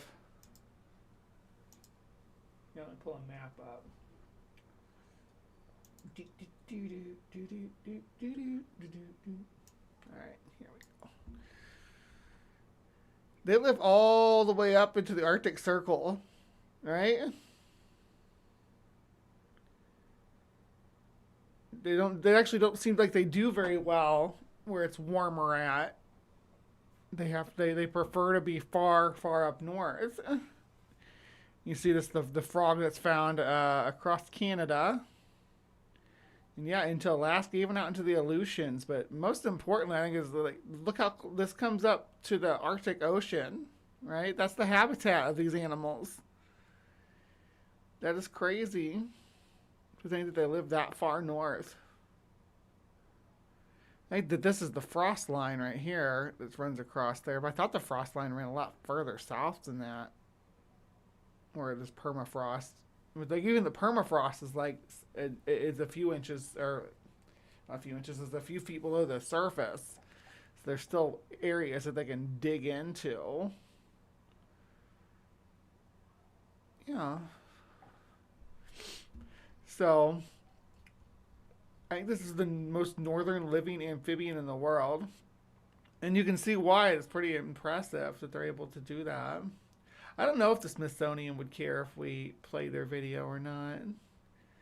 But is Ben going yet? Has Ben started, or does he start at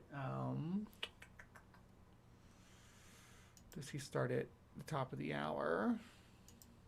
Yeah, really disappointed in this interesting and random page. Come on now, get it together. Out of all the AI slop that I pulled together for today, I'm so disappointed. Everything was freaking AI slop. I'm like, that's what my YouTube feed stuff's coming to. Because I told you all about it before. I have what they call a toxic sock account, right? And it gets like funneled woo and cryptozoology and stuff like that. It gets funneled that into it, and I see stuff on there. I'm browsing through and I add it to the list, right, of things. And then when it comes down to, I put it on the poll, and when it comes down to covering it, usually I'll go back and try to watch a few minutes of it, or go watch a few minutes of it when we vote for it and it was time to cover it. And I'll assess whether it's quality enough to do. The problem is some of the stuff that I see and then go back to get, the only thing that exists on it anymore is AI slop. And it's really frustrating that it's taking over everything I cover anymore. I'm a real person. I mean, I'm not AI slop, but I don't want to just be covering shitty AI videos. So I guess what I'm saying is, like, the woo peddlers, the conspiracy theorists, the wannabe zoological channels even, do better. I'm so disappointed. Do better. I see Brittany back there on my bed. Hi, Brittany. She's the unicorn. All right, so I think I'm going to wrap up here. Please remember to be kind, take care, and we'll see you next time.